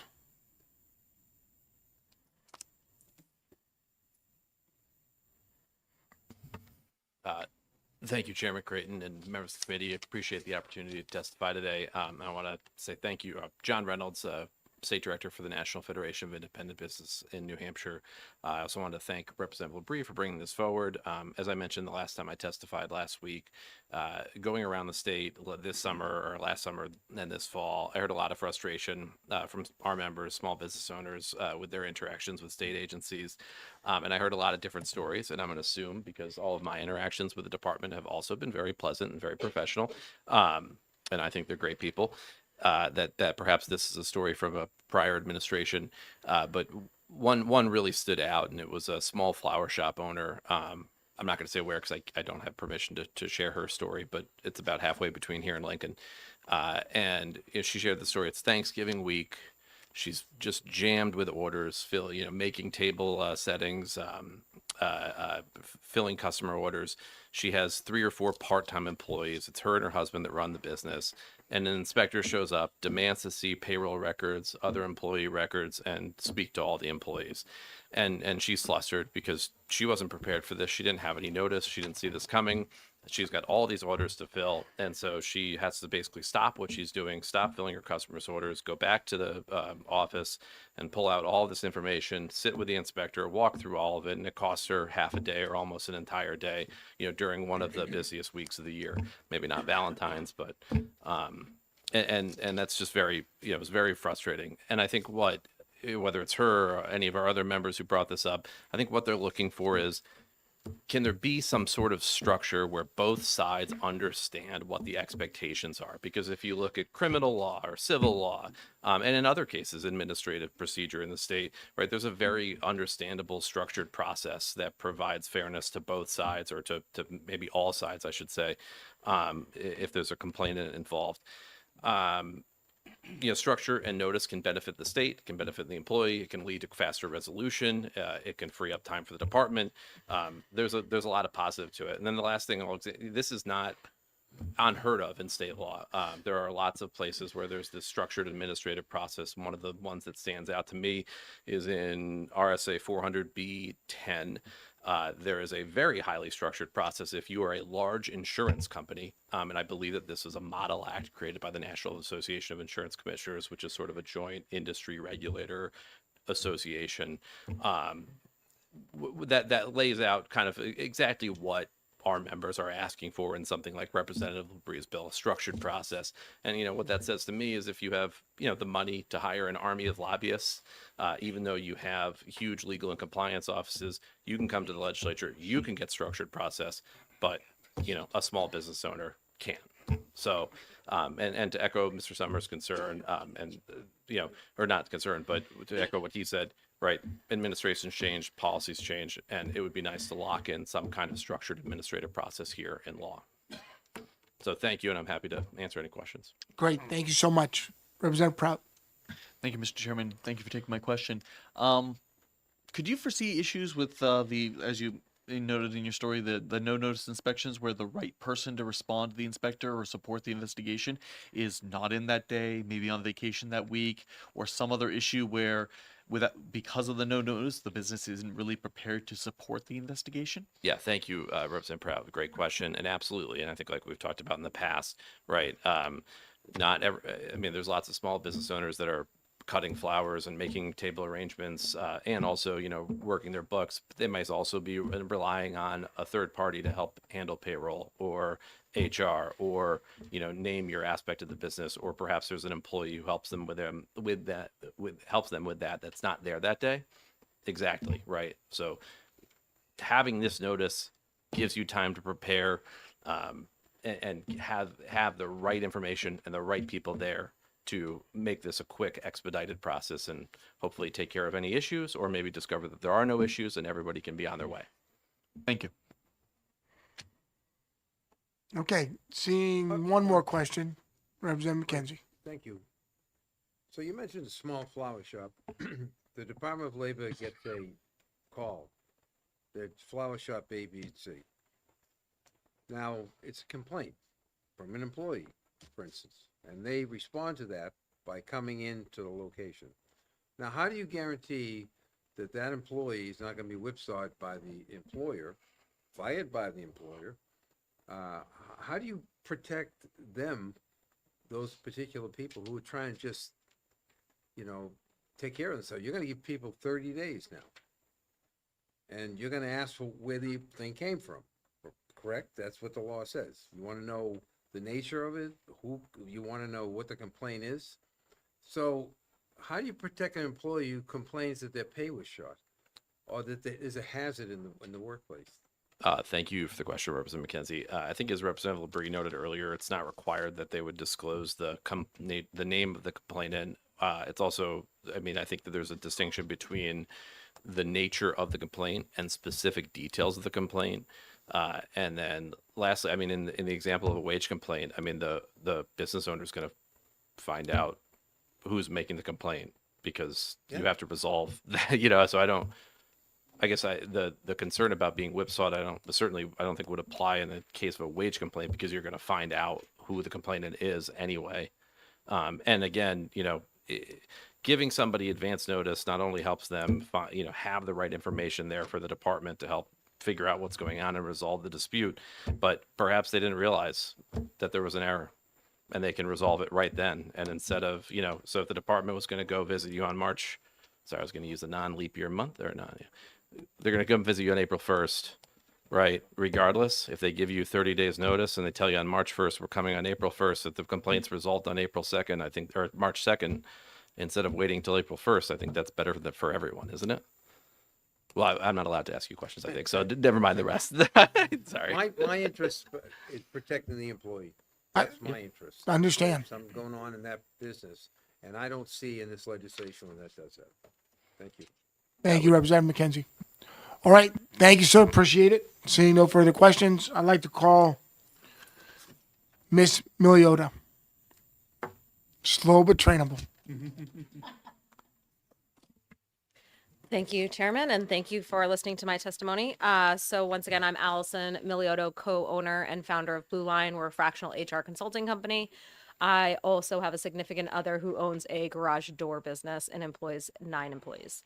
I do support House Bill 1072. I think there was similar discussion last week on House Bill 1168. It takes time for a small employer to gather information and research their responsibilities to regulations surrounding the requirements. A lot of conversation has been around destroying evidence. It's 2026. Even small employers like my significant other who runs a garage door business uses technology when it comes to payroll and timekeeping and processing and books. Most organizations, I am not testifying that everyone does, because there are still people that use paper, but a majority of organizations use electronic filing and electronic timekeeping. Those systems have auditing processes. You can see when they've been edited, you can see when they've been altered. So I think that should be taken into consideration. It also is important to understand that I echo earlier testimony with when we're making legislation and talking about legislation, it has to be something that is set for all time and not just today. The Department of Labor we're dealing with today is very different than the Department of Labor of 5-10 years ago. And I agree, the current Department of Labor is practicing in what is more employer friendly and allowing the notification and the time, but they're not required to. And that is not past practices. I have absolutely have clients that have had the Department of Labor show up and demand files. You also have to keep in mind as an employer, when you have that happen, it sets unrest with your staff. It becomes an unknown. It's not a good environment to have the Department of Labor. Then everybody's on edge. What's happening? What's going on? Are we getting shut down? Am I losing my job? So having that proper time to notify, giving the employer the ability to educate themselves, get representation if they want to get representation, try and see, having the knowledge of knowing what they violated can help them also educate themselves. The verbiage of using clean up and fix their problems in the 30 days, I would argue, is that a bad thing? Is it a bad thing that employers trying to do better and trying to say, oh, I wasn't doing this correct, let me get it fixed? They're still going to see the record that it wasn't fixed originally. I'll give you a very good example of something that is commonly fixed during that 30-day period and is no harm to an employee. Rate of pay required documentation. In the state of New Hampshire, you are required to document and have a signed document or acknowledgement, it can be electronic, of your current rate of pay, pay cycle, and pay frequency. So if I hire you today with an offer letter and I pay you $20 an hour and I'm that awesome flower shop and you're doing a great job. And so I'm like, hey, we're in the middle of the heat of it. I'm bumping you up to 25. You're doing great. And we're going 900 miles an hour, but I forget to write that down and have you sign it. That's a $100 fine by the Department of Labor. I can clean that up in 30 days. There's no harm to the employee. Those are things that I think employers are trying to, or would appreciate the ability to clean up. We're not cleaning up the fact that I paid you incorrectly. That's written in stone. That if that's already happening in 30 days, I'm not changing what's happened. You can't rewrite history. But it also allows me to understand, is this a big enough problem that I should be getting counsel? And if you're showing up at my door, I really don't have time for that. I think the last thing I will say, there was conversation about a wage claim, and I do want to just illustrate the Department of Labor can definitely speak better to this, but there is a difference between a wage claim complaint and an inspection by the Department of Labor. When we were talking about House Bill 1177 and the timing of that is, so think about this. An individual employee says, hey, Department of Labor, I think my employer didn't pay me my due wages 2 weeks ago for overtime. The Department of Labor says, great, thanks for letting us know. Hey, employer, Bob thinks you didn't pay him correct. Do you want to fix this? And they let you fix it, and you have the communication with Bob. Again, we talked about the fact there's an appeal process, there's a process. That, it's Bob. You know what the complaint is, you know how to fix it. This is a different process. This is when they're coming in to say, I want to see all of your payrolls for the last year.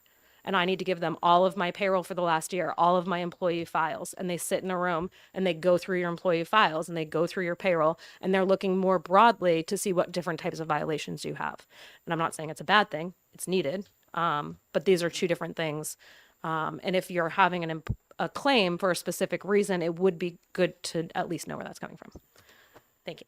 Very good. Thank you. Representative Flanagan. Thank you, Mr. Chairman. If I understand correctly, the previous practice was they just showed up. With this bill passage, you providing a service to your customers, you could actually be there in the 30-day notice period and help them with any investigation or data or gathering, because you know their business from an HR perspective. Is that an ancillary benefit you think this bill has? Because I haven't heard anybody mention the fact that it allows them to get professional help for this. Yeah, thank you for your question. That's one thing I mentioned. I used attorneys, but my business has been called in several times for companies that are facing even federal Department of Labor audits. Because as I mentioned, there are things that we can help them figure out. What are you doing wrong? How bad's the damage? And assess the damage.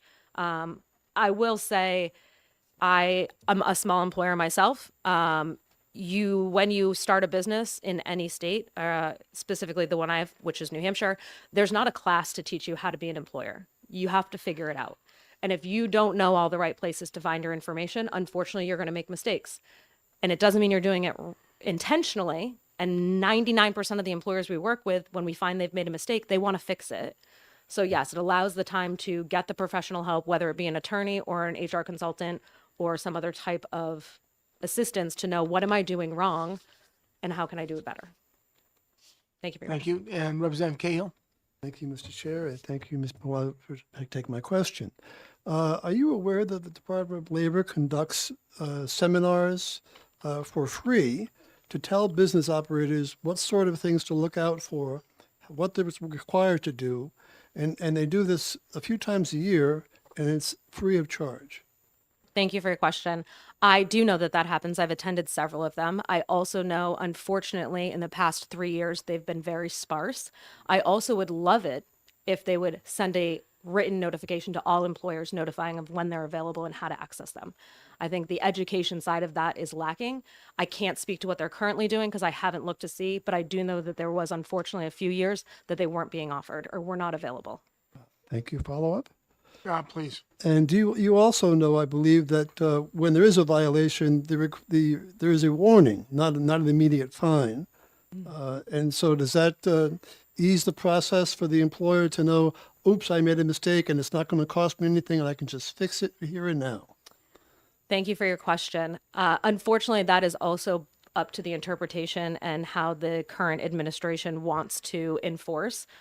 They do issue fines, and I can give you several examples of clients of mine that have gotten fined in the first time. Again, not the current Department of Labor.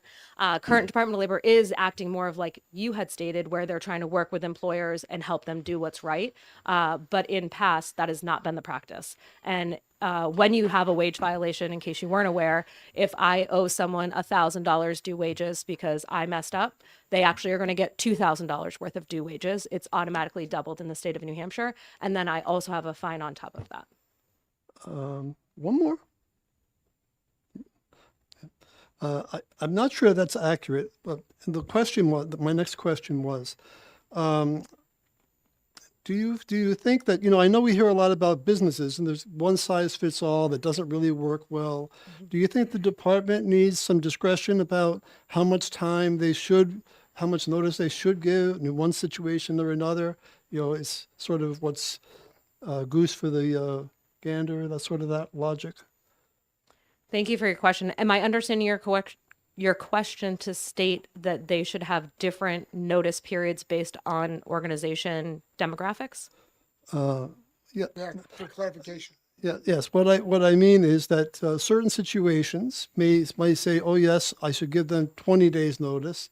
Others may say 2 days notice. I'm not sure if giving somebody a one size fits all 30 days notice is the best thing we should do.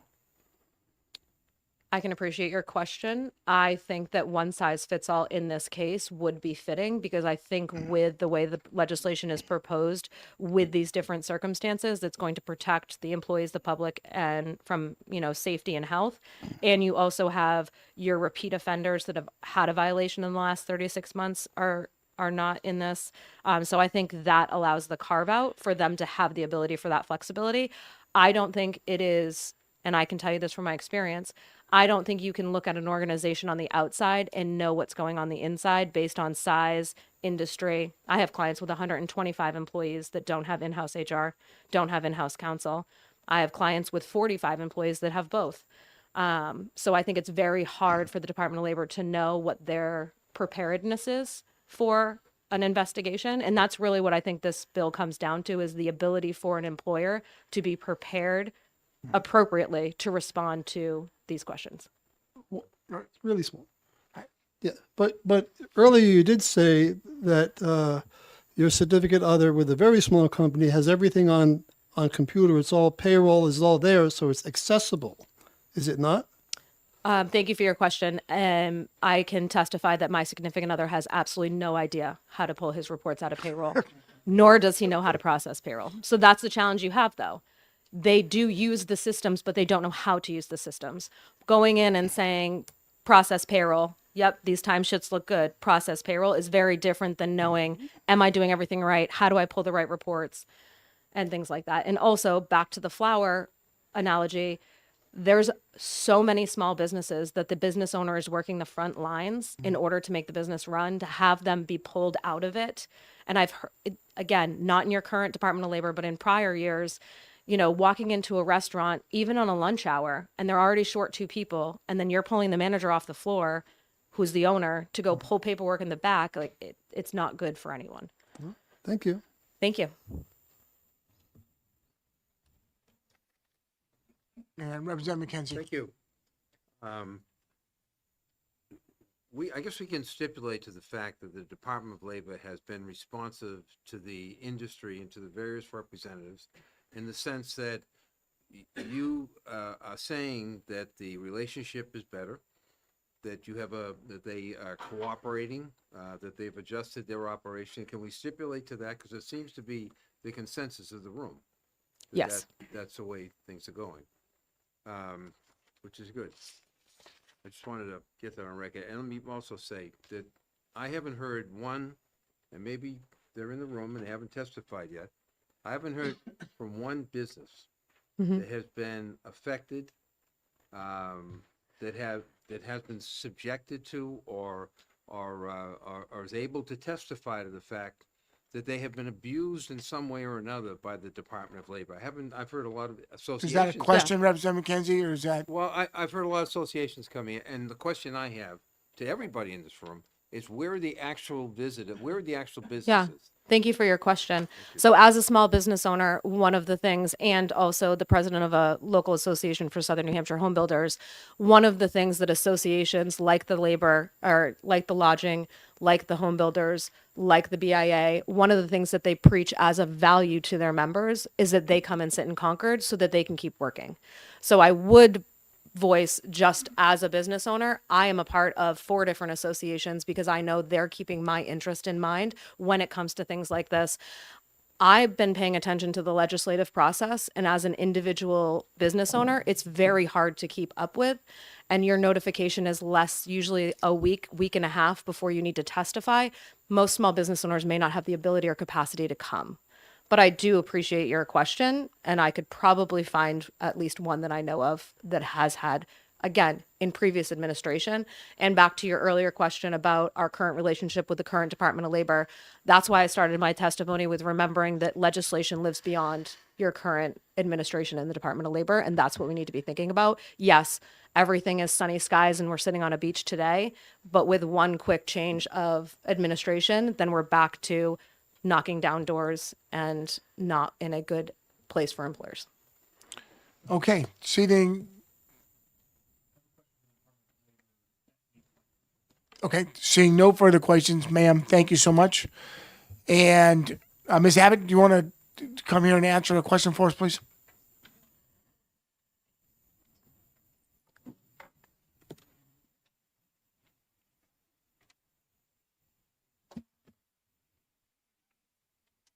Go ahead. Thank you, Mr. Chair, and thanks for taking my question. So I was a little concerned about 273-9 inspections talking about manufacturing, mechanical, and mercantile. And so I looked it up, and it appears to me that there's another section on inspections in a completely different part of statute. So I'm talking about 277-1, which is safety and health of employees, and it talks about this chapter shall apply to places of employment in which one or more persons are regularly employed, and then so that applies to basically every employer, public or private, as far as I can tell. And then on 277-13, it says that the labor commissioner shall cause all places of employment subject to this law to be inspected at intervals to be determined by him for the purpose of determining whether the provisions of this chapter have been complied with and the conditions therein with respect to safety and health of employees. So is this duplicitous? Do we have, like, I'm trying to wrap my head around why we have two, and so if we were to pass this bill as written, would it's my reading says that the Department of Labor would still have the authority to inspect places of business without 30 days notice because inspections are in at least two places in the labor statutes. Is my reading right, or am I off, or am I misunderstanding something, or? So, excuse me. There are a lot of statutes that we review and enforce, and you are correct that there are different places within those statutes that grant inspection authority to the commissioner. In our reading of this bill, and perhaps this is what I was trying to answer your question earlier, and I think I did a poor job. The RSA 273 is kind of the umbrella statute, if we're going to think about this in terms of things, the umbrella statute that grants the commissioner his, if you were, his original authority and his core authority. And there are these other offshoots off of that. The intent of the bill seems to cover all of these situations in which the Department of Labor may be out inspecting and interacting with businesses. I think one view of it could certainly be that we have more specific authority in certain instances, say with public employer or workplace safety, to go regardless of what this bill changes in RSA 273. I think conservatively we wouldn't read it that way. Our recommendation is to perhaps make that clear within this statute that there are these exceptions where the department still has direct authority to go out without needing Attorney General approval and without needing to wait the 30 days. Because as has been said here several times, commissioners do change, and administrations of the department do change. And I think we all have a good understanding right now that could be the case, that we have authority to still go out. That might not be true 10 years from now, when this testimony is relevant to the history of YouTube. So more clarity is really what we're seeking. We're not opposed to, I should say, I don't think we said this, we're neutral on the bill. We're not opposed to these different layers of needing to give businesses 30 days, and in other instances needing to seek Attorney General approval. What we would like to see is recognition that there are these instances where we do just have to get out there when it comes to workplace safety, when it comes to boilers, or pressure vessels that might explode, or elevators that might drop,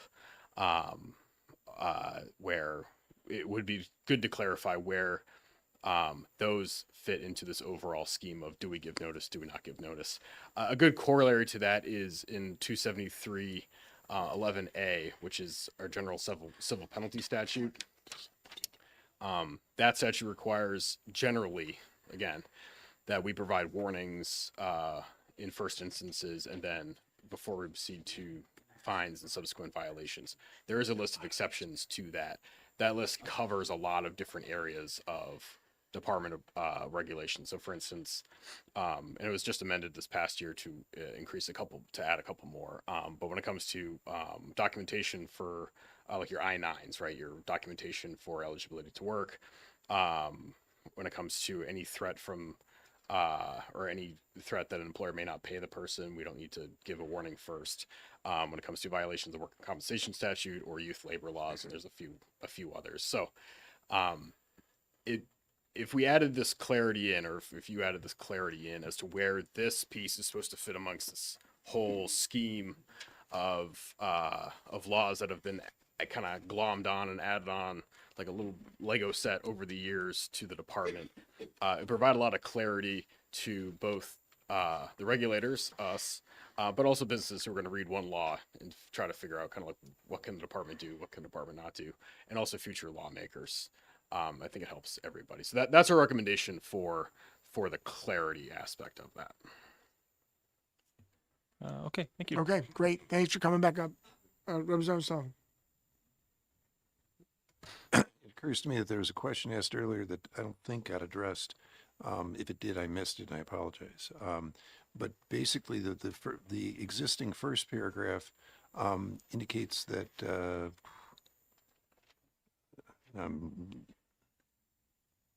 it says without notice with regard to doing inspections, and then the new language goes on to require notice.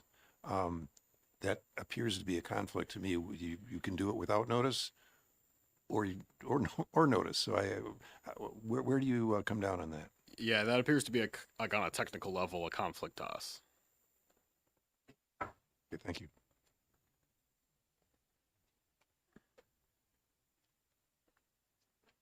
All right. Representative Cahill.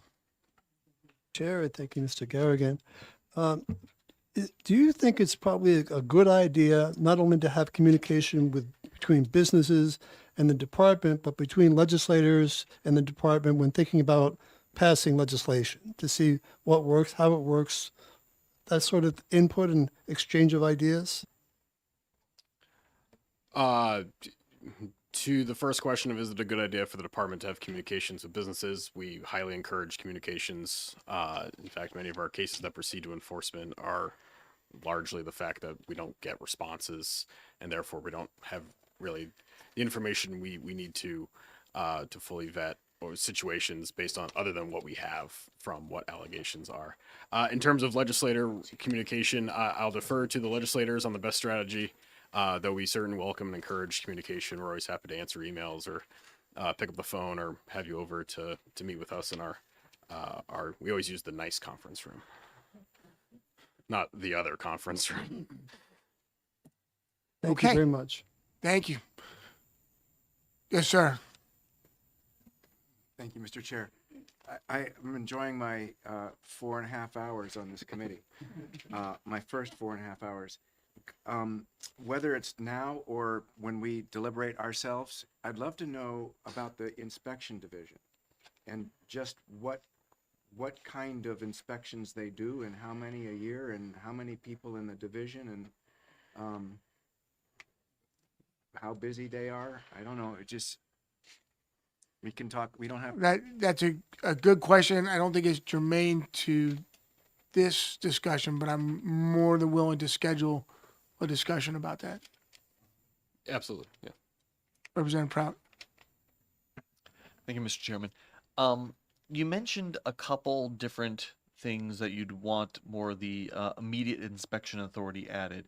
One of them was elevators, boilers, that seemed in the general category of physical health risks, imminent physical health risks.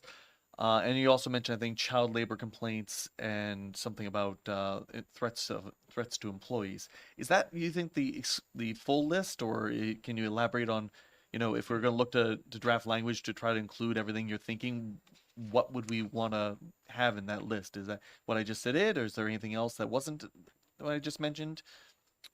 Thank you for the question. I will happily provide this in writing to the committee. And maybe that's the best way to do it. It would be very similar to that list. It would be our authority under RSA 157A over boilers and pressure vessels, RSA 157B over elevators, which is if you go to any of the elevators you see the little, it's one of the perks of being commissioner, your signature's on all of them. When it comes to death and serious harm investigations, or under 277B, or frankly all of our authority under 277B. But how about this? I will put a email together to the committee with some specific recommendations so that doesn't get lost in the telephone game. Please. Thank you. Representative One McKinney. very quick question. The current law in the books relates, there is a whistleblower provision in the law. And I'd be interested to hear if you look at the first paragraph here, provide the notice of the inspection, and then goes on to say the notice shall state specific lawful purpose of the visit, identify whether the visit or inspection is related to a complaint, and or describe any alleged allegation. The whistleblower law is supposed to protect people. So, when a complaint is filed by somebody in the, you understand where I'm going with this? So I think I do. okay, so they file a complaint. Yep. And now all of a sudden it's, they're at the bakery and somebody filed a whistleblower complaint and are they identified? They should be anonymous. They should be protected. Yeah, it's a great question. So, as the law currently stands, RSA 275-51, when it comes to your typical wage and hour complaints, there's already a confidentiality provision whereby the identity of the employees, not only the ones who filed the complaint, but frankly the ones we also talk to, we interview in this process, those are protected and not subject to public disclosure as a matter of law. So, when we do talk about instance or issues with employers, we do tend to talk about generally, an employee told us that they weren't getting paid on time, or an employee told us that there weren't the right posters in the break room. Now, are there instances where it's a small world, it's a small business? Can the employer suss out sometimes who they're talking about? Perhaps. There's not a lot we can do to avoid that in certain instances. Is that different than talking about, say, a complaint from an employee? I'll pick on Amazon or Walmart, some very large employer where there's a lot of employees with similar experiences and similar descriptions, sure. But we do our best to protect the identity of those individuals because we don't want them to get retaliated against. Two, we want people to be candid, knowing that they won't be exposed in this process. We do our best on that. So that's already actually in law. It's in a different law, but we do our best to respect that. Thank you. Okay, good. Thank you so much. Thank you. And this closes the hearing on HB 1072. Thank you, everyone, for your testimony. I'd like to open the hearing on HB 1451. Chairman, before we do you want to address the blue sheet now? Or Yeah, and we've got the blue sheet here. We've got one person signed in favor of HB 1072. Online, we have 21 that support and 753 that do not support on HB 1072. I'd like to open the hearing on HB 1451 and Representative Munns. If you can, I need a pin card from you. It's on the way up. And please, I'd love to hear your introduction of HB 1451. Thank you, Mr. Chairman and members of the committee. For the record, my name is Chris Munns. I am one of the 4 state representatives from Rockingham County District 29, representing the town of Hampton. I'm here to introduce HB 1451, a bill to provide workers in New Hampshire with protections from extreme temperatures. Several years ago, I did something very stupid. I decided on the hottest day of the summer to go out and cut the grass. Not in the morning or the early evening, but at high noon. And to add to my foolishness, I did not take regular water breaks. Needless to say, it did not end well. I passed out, luckily in front of my wife and daughter, and had to be taken to the hospital by our local firefighters. I was lucky. I did not suffer any lasting injuries, except a loss of pride and an incredibly intense evil eye from my wife. I was not forced to go out in the heat. I made that decision on my own, and had I made the infinitely wiser decision to stay indoors, I would not have run the risk of losing my job. Many hundreds of workers across our state are not so lucky. Studies across the country show that workers can experience serious harms at wind chills below 15 degrees and in a heat index above 80 degrees. Their jobs require them to work outdoors, not only in extreme heat, but in extreme cold.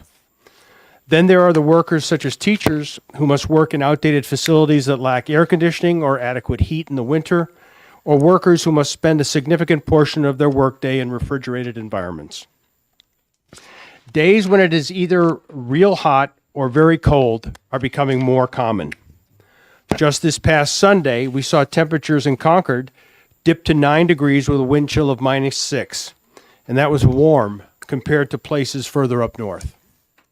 In 2025, there were 36 days where the temperature in Concord was 15 degrees or lower. Between 2015 and 2025, Concord averaged 42 days per year with temperatures at or below 15 degrees. And do you remember how hot it was last year, when there were 80 days when the temperature in Concord was at or above 80 degrees, including 13 days in July and one 5-day stretch of days in August when the temperature was 90 or above. Between 2015 and 2025, Concord averaged 80 days per year with temperatures at or above 80 degrees. And between 2004 and 2014, the average was 70 days at or above 80 degrees. The impact these extremes have on workers is significant.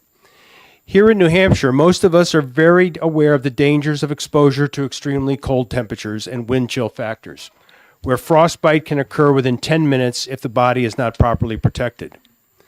While specific, regularly updated annual statistics solely for workplace cold exposure fatalities are limited, the state data that is available indicates that there were 17 hypothermia-related deaths in New Hampshire in 2017 and 2021, and 21 in 2019.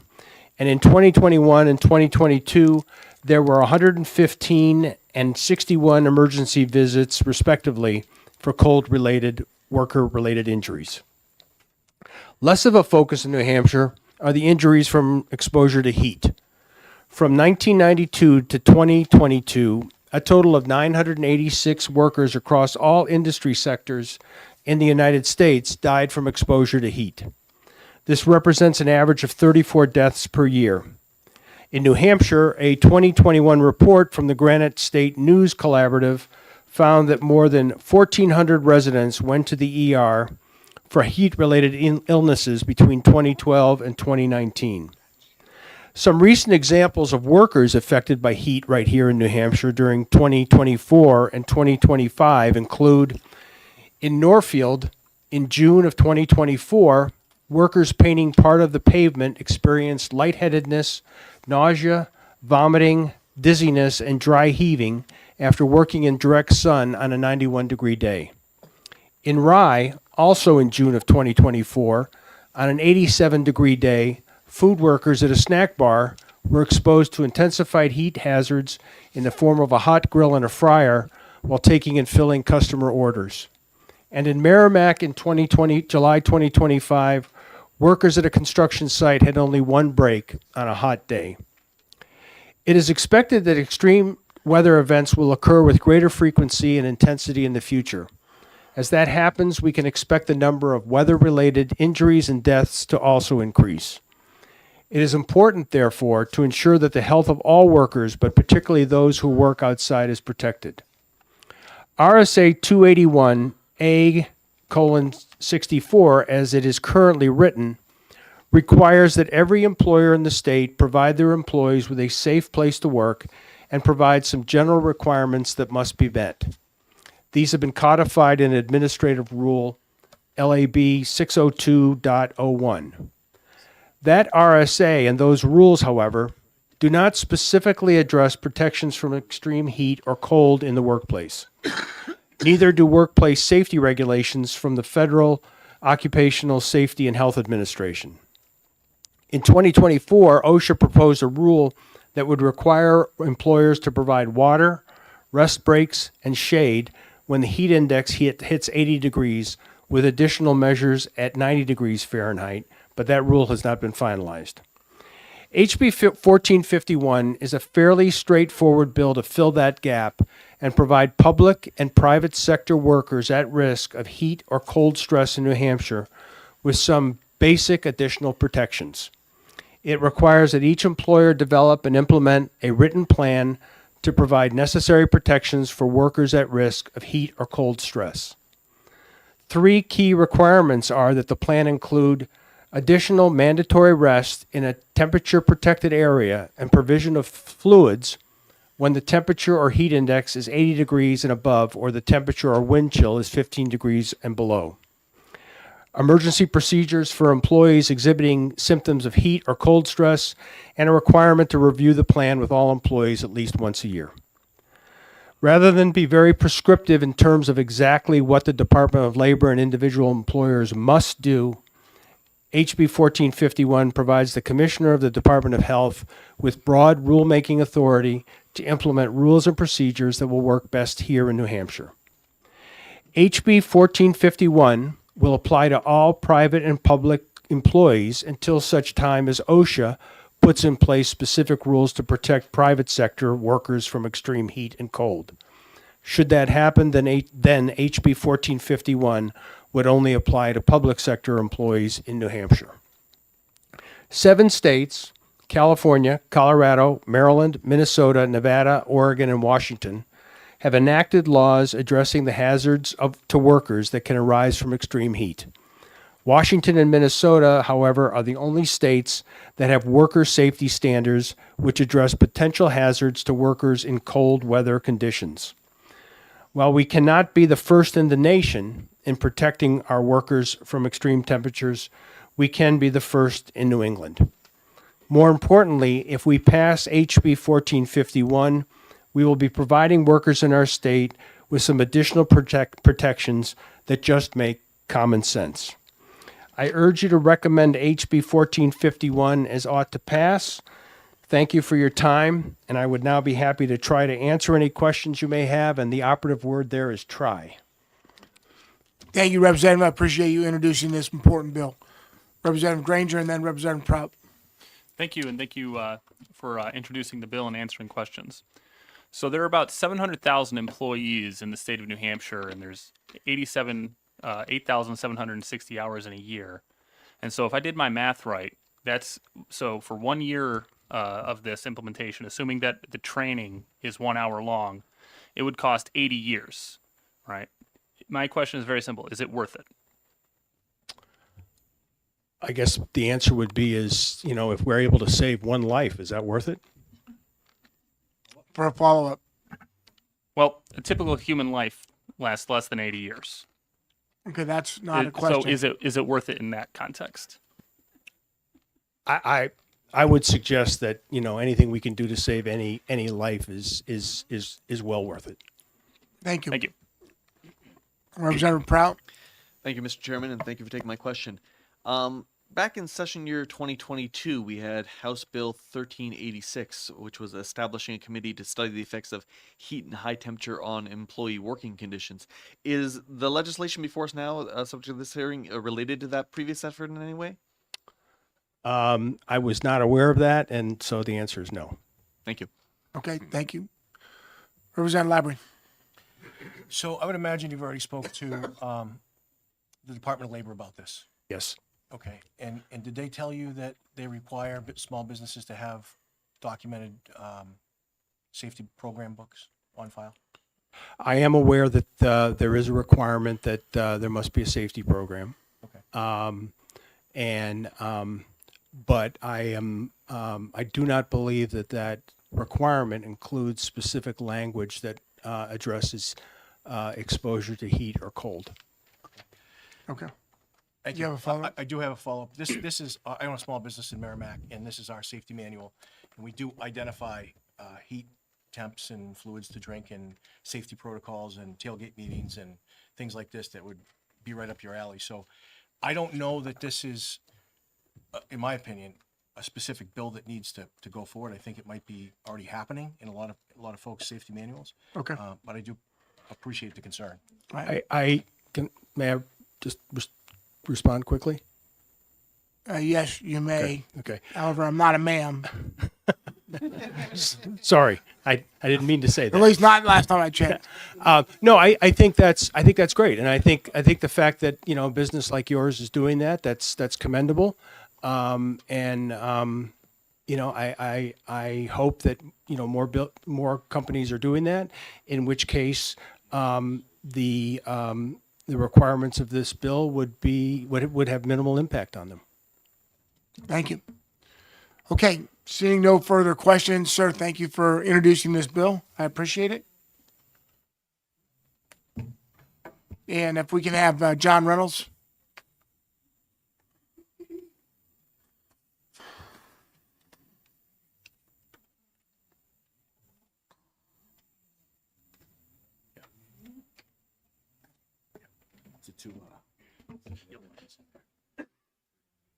Thank you, Chairman Creighton, members. Appreciate the opportunity to comment very briefly.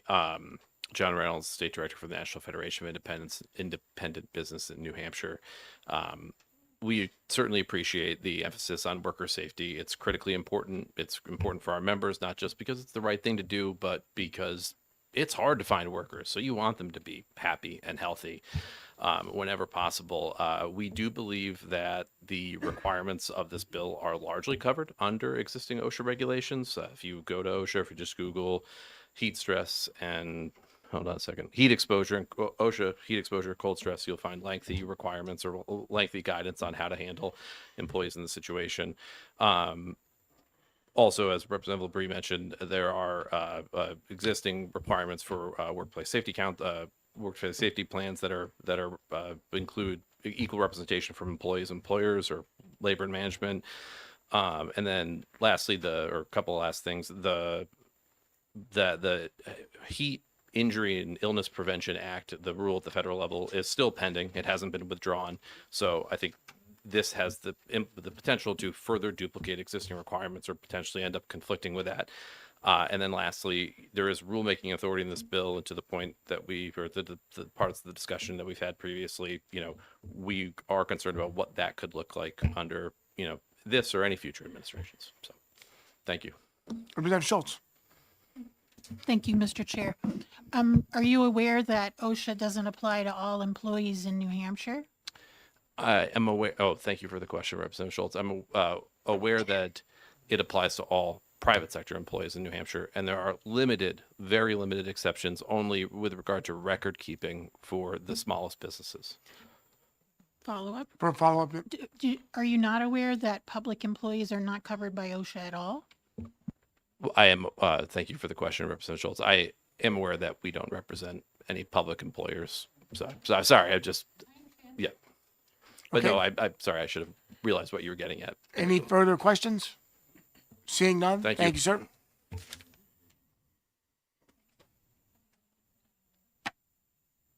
Mr. Jason Stark, please. Stock, I'm sorry.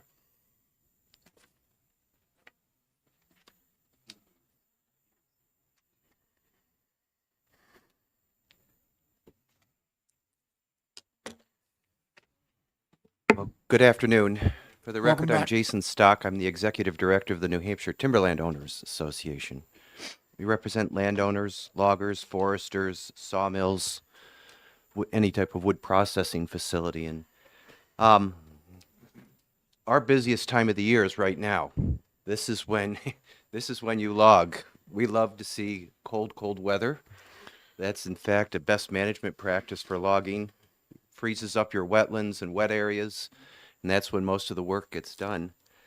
And this bill, although again we certainly appreciate the sponsor's intention, we do come in opposed to it. We believe that right now, this is, for the most part, this is already happening. A lot of our members are very small businesses. A lot of them are family businesses. And these are conversations that happen either at a kitchen table before they go out to work in the morning or at the tailgate of a pickup truck. They kind of review the day's action plan and figure out what's, how the day's going to go, when are we going to take breaks, things of that nature. The other piece is that you're in the woods, and so having a covered, heated facility isn't always possible. Although modern skidders and harvesting equipment do have enclosed cabs, there are still a lot of men and women out there actually working all day long in the woods, cutting and chopping wood. And so the bill's requirement or to have a heated space or a temperature controlled space, as we read it, may not be practical if you are in fact in the woods, miles from the nearest road or a enclosed facility, or even could be in the wood a mile or two away from your truck, your pickup truck. So for those reasons, we come in speak in opposition to this bill. I'm not a labor law expert, so I'll try to answer any questions and to the best of my ability, but again, I appreciate the opportunity to come in and speak and share with you our views of this bill. Thank you. Thank you. Appreciate your testimony, Representative McKenzie. Thank you. Thank you for hearing. Can you tell me, in the scheme of things, how dangerous logging is in general?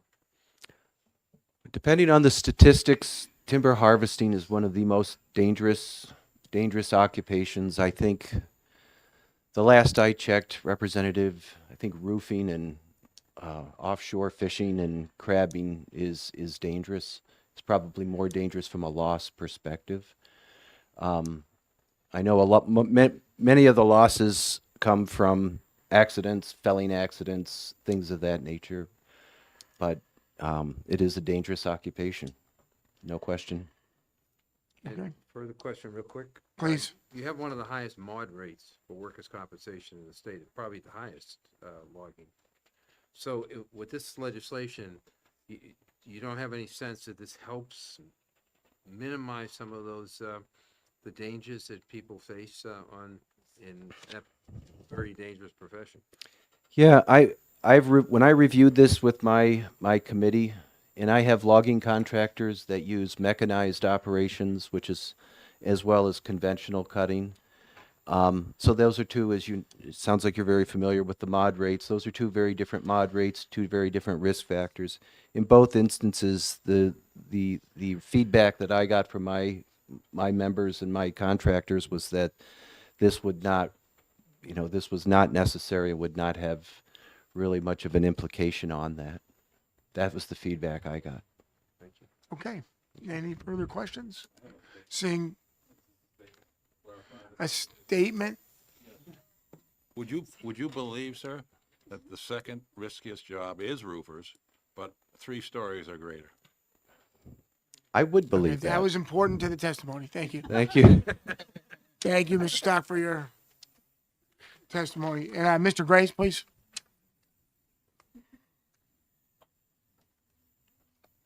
Thank you, Mr. Chair, members of the committee, and H. Grace for the Business and Industry Association Statewide Chamber of Commerce. We oppose this legislation. However, I will say if Representative Schultz was suggesting an amendment that just made this apply to public employees, that would be fine with us. We would not take any position on that. We don't represent public employees. I do want to mention, as you've already heard today, businesses often go above and beyond what is legally required. And much of what this legislation seems to propose is currently regulated in the private sector by OSHA. In speaking with the employment attorneys that we work with that are our members, they've all had experience working with OSHA on heat exposure, cold exposure cases. They've said OSHA New Hampshire is very responsive, very knowledgeable, has been doing this for a very long time. And essentially what this bill would do is introduce a new governmental entity in the same regulatory space. At best, we would expect that they would have the same rules, but more likely than not, as we've seen time and again in various different aspects, we're going to end up with overlapping regulations and confusion. And what is most problematic is there's no set rules for things like heat exposure, because you're talking about, in a particular workplace, there are potential different options to minimize risk to employees. Currently, whenever there is some sort of heat-related claim and OSHA comes in, they work through that with the employer. Oftentimes, of course, employers have already worked through this and someone just missed a step during the process. But it's quite possible that OSHA and New Hampshire DOL would have different perspectives of what order you should take things in, what order you should do things in. We don't want to introduce any sort of confusion. We want employees to be safe. We want workers to be safe. Businesses are already committed to that, doing that voluntarily. But because OSHA is already in this space, it really doesn't make sense to introduce a state regulatory aspect to it for private industry as well. I also want to point out, as has already been mentioned, that even though it's currently in a pause due to the administrative review at the federal level, OSHA has been in the process of developing and implementing a heat injury and illness prevention plan. The general expectation is that will go into effect at some point in time. Obviously, we don't quite know how long that federal holdup is going to be, but that holdup has, because those final rules have been drafted, have given employment attorneys, HR professionals, the ability to start working with their clients to prepare for those to go into place. So you're seeing a bigger focus on this in the business and industry sector than you would have otherwise, because there is this federal attention on it. Happy to take any questions that anyone may have. Thank you, Mr. Grace, for your testimony. Representative McKenzie. Do you think extending OSHA regulations to public employees would help have a more consistent application of laws? Well, I have no comment on that because I don't represent any public employers. Thank you for your question. Seeing no further questions, thank you, sir, for your Thank you. testimony. And if I can have Mr. Summers, please.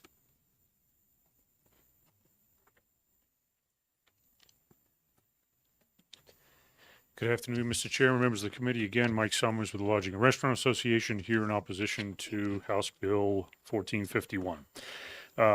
You've heard a lot of good testimony about OSHA, et cetera, so I won't repeat any of that, although it is very valid testimony. I wanted to talk a little bit about our particular industry because it is unique in the way that we operate.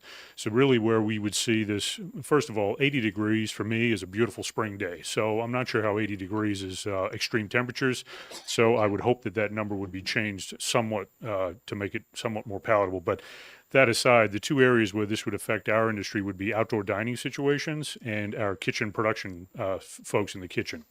So this gets a little bit complicated for us because we would have situations where an outdoor a server working in an outdoor dining area, it may be an 83-degree day. They may have customers that actually want to sit outside. They find that comfortable and palatable. But our employees would not be in that situation for an extended period of time. We would be in and out of the building to go pick up food, bring it back, get drinks, whatever it might be. So, but I think if I'm interpreting this statute proposal correctly, we would still be required to have a written plan in place that would have to be updated. We'd have to have a committee attached to it and a whole bunch of other busy work that would be done for, frankly, what I think is a very low-risk environment. And then in the kitchen scenario, yes, if you're standing over the deep fryer or the grill, yes, it's going to be over 80 degrees. But they're also not standing there in a vacuum because I'm not sure if you guys are familiar with Ansel systems, but it's an enormous hood system that sucks all the air out of the room in about 8 seconds. Well, that pulls all the air conditioned air through the building. It carries it through. So I think it matters about where you take the temperature, right? So if you take the temperature by the kitchen door going into the restaurant, it's probably going to be 72 degrees. If you take it right over the grill, it's probably going to be 95 or 100 degrees. So all these things start to become very complicated for a very small business in a lot of these instances. And how do they figure that out? And then if you look on line, page 2, line 2, it talks about engineering controls. So now a small business is going to need to have an engineering consultant to help them work through what this plan should look like and those kinds of things. This just becomes incredibly complicated for very small businesses to manage and maintain.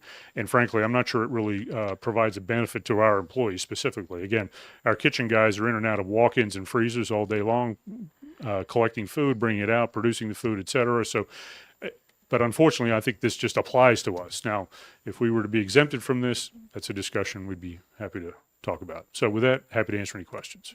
Great, thank you. Representative Schultz. Thank you, Mr. Chair. So I'm hearing what you're saying. You're saying 80 degrees you feel is too low of a number if we're looking at the heat part of this. As a former server myself, I know that my employer would provide, for example, a coat if we're going into the walk-in freezer, stuff like that.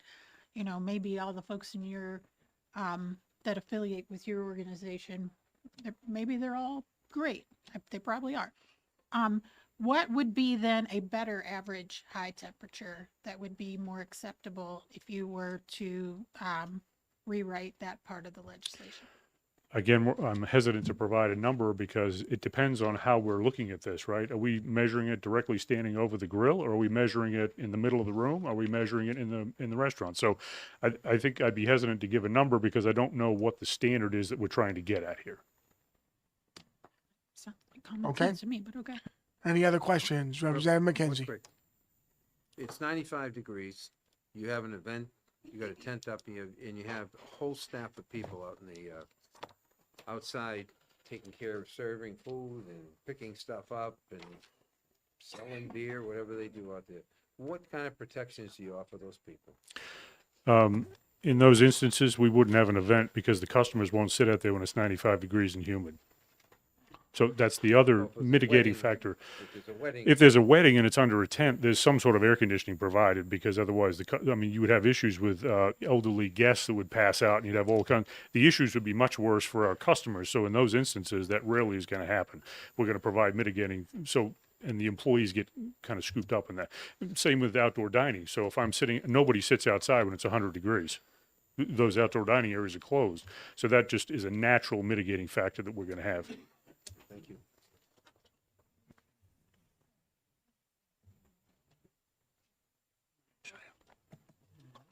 Okay, seeing no further questions, thank you for your Thank you. testimony. And I'd like to call Department of Labor, Mr. Garrigan and Ms. Albert, please.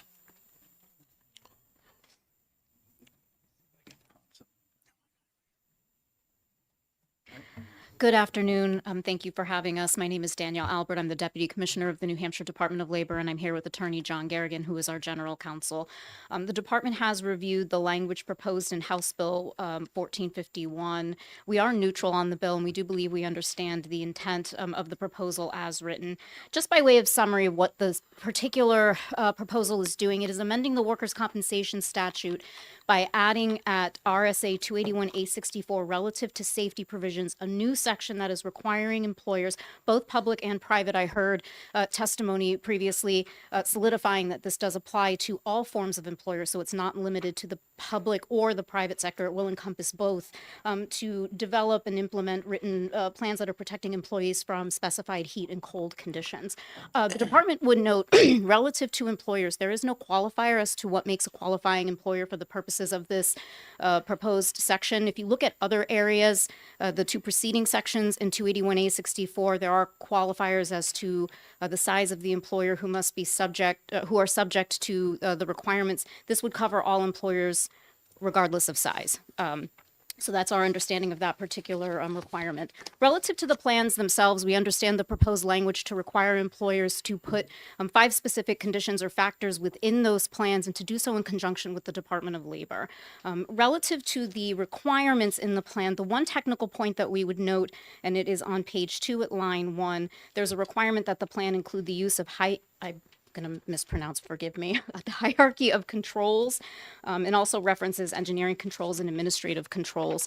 Those are terms that are relatively new to New Hampshire labor laws. I believe that they are rooted more in OSHA regulations, so they're undefined. There could be some potential confusion to employers about what exactly is the hierarchy of controls, what are engineering controls, what are administrative controls. As noted in previous testimony and from Representative Munns when he introduced the bill, the department has been given very broad rulemaking authority through this particular provision. That is something that could potentially be defined through rule. I would note definition sometimes through statute may be a more clear and better way of addressing these types of terms. In addition to developing and implementing these plans, the employer will also be required to provide annual or yearly training to their employees. And from a regulatory perspective, the department's role would be inclusive of the rulemaking provisions. In addition, in creating these plans, the employer is required to do so in conjunction with the Department of Labor. We're a little unclear as to what in conjunction means. If the conceptualization or the intent is that every employer who is going to be subject to this requirement will be reaching out to the department, and the department is going to be giving very in-depth feedback in the development of those plans. We're unclear what that volume looks like. We're somewhat unclear about whether or not we would have the staffing in order to do that. If the intent is more so to have the plans filed with the department and the department available to provide technical guidance, which is something that we do already do, some amendment to the language or some clarification that the plan should be filed with the department so we have record of them may be an option for consideration. Relative to enforcement, if an employer were to violate these provisions, were they to go into effect either by not having the plans, not following the plans, not providing the annual training or any retaliating, there's a retaliation provision in here. Those employers would be subject to civil penalty under the authority granted by RSA 27311A. There are, if you take a look at 281A64, there are specific penalty provisions contained within that section of statute. However, they are very specific to provisions 1 and 2 and have not been amended to include this new section 3. So the penalty authority would come from 27311A, and it would be penalty in the absence of warning. And we are more than happy to take any questions. Okay, great. Thank you again. Representative Flanagan, sir. Thank you, Mr. Chairman. Thanks for testifying. Welcome. It's good to see you this time. I know your second Oh, stringer we're always did a good in job. and out. First of all, it's sort of two parts. Is my thought is on heat, and I don't know if this is the hottest job in the state, but Continental Paving, they're putting down pavement that is hot, usually on hot summer days. Do you know, or can you say whether they have a high claims rating? And two is this a problem in the state? Yeah, thank you for the question. Relative to the first portion, whether or not Continental Paving has a high claims rating, I don't know that off the top of my head. Certainly the department could, if you are interested, can go look and see what the injury reporting. I know the owner. Oh, okay. Well, I mean, I will note, I did take a look preliminarily at some injury reporting data prior to coming to this public hearing today. The department did look backwards to 1982 across both the private sector and the public sector to determine or get a sense of how many injury reports had been filed within that time frame that specifically and clearly were reporting frostbite type injuries or heat exhaustion type injuries, and it was less than 400 over that time frame. And what was the time frame again? 1982 to present. 1982. 1982 Okay. to present. The majority of those came from the private sector, so a smaller number on the So that's public roughly sector. 10 a year. About, or perhaps 11. Math is not my strong suit in my head. My apologies. 33%. All right. Any other questions? Representative Granger. Thank you, Mr. Chair. I have a simple question. So, what mandatory trainings are required in labor statute currently? Across, forgive me, just for clarification, across all labor statutes or just the workers' compensation statute? Give a broad overview of mandatory trainings that we have. Thank you for the question. I will do my best, but forgive me, I may not remember all. I believe there are certain training requirements set forth in RSA 277 as it relates to public employer protections, specific to a certain number of hours accrued for OSHA type trainings. There are no specifically outlined trainings required in the workers' compensation statute, the minimum wage law, the youth labor law, or protective legislation. So this section does include a requirement that employers do provide the specified safety trainings as it relates to the heat and the cold conditions. I'm sorry, the current statute does? My apologies, Or the the new proposed one? language The is, it proposed would one, now right. be adding a requirement Gotcha. specific to training for hot and cold conditions. Okay. Thank you. Seeing no further questions, thank you, Mel. I appreciate your testimony again. Seeing no further testimony requests, this concludes close the hearing on HB 1451. Good. Yeah. Need some I need documents. the folder. Here's on the inside. All right. Does this go in here? I'll That's take, the- I'll take care of it all after. All right. Get through this. Don't forget about Rich Gala needing to speak earlier. Yep, I He's got been you. here since the last half hour for some reason. but Awesome. Gotcha. Thank you. Thank you. Thanks. Appreciate you reminding me. Yep.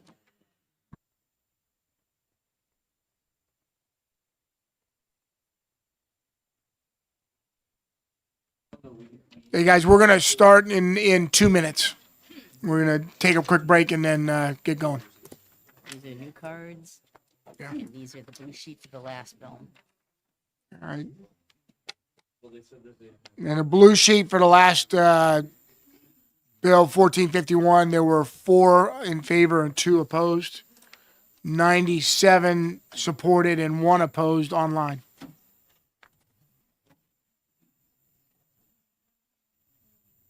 Was there an extra document? I'll take it.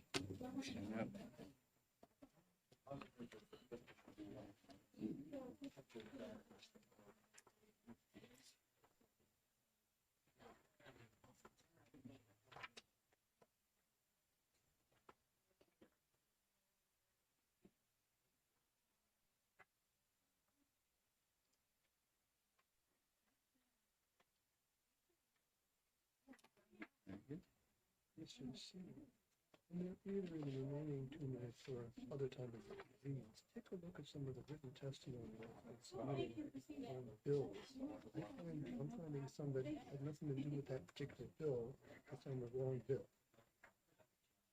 Okay. FYI, I talked to IT about it. We don't know whose problem it is. Which in IT or people getting so confused over the enormous number of bills. Yeah. As an example, if you look at 1480. And for some reason, when I try to find a bill, it's not there. So when I went back to find 1702, it vanished, and it's vanished again, but I can get it again. And now the one you're referencing is, 1482. That's not what I was gonna, that's the other committee. oh, Yeah. okay. It's, Which committee is that one in? that's All right, you ready? All right. All right. See, Okay. the whole thing, no, when you can't just, and I messed this up before, you can't just reselect a new thing. It, you have to start all remember, over? yeah, you have to start all over. And I wonder if that, because I got stuck there, and so it says this is for this bill, and there's stuff below it, but it was All right. whatever I searched for first, not what I just put in. That could be a factor in this issue. Could be.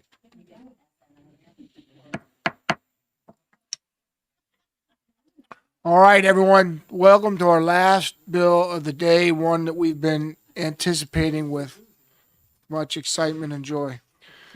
House Bill 1704, permitting public employees to bargain individually with public employers without intervention.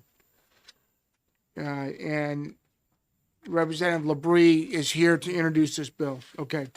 So we have to be out of this building at 1700 hours at 5 p.m. Okay. I'm working it. I got you on both sides, Representative.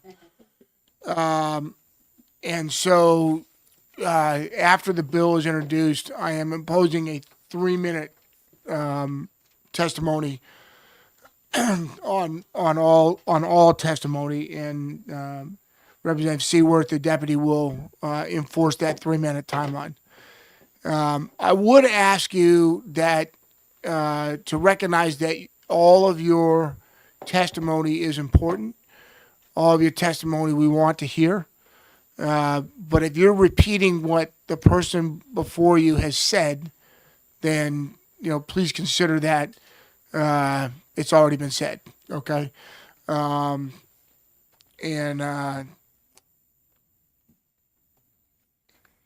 It is my intention today to get through in the next 80 minutes, 90 minutes, the testimony.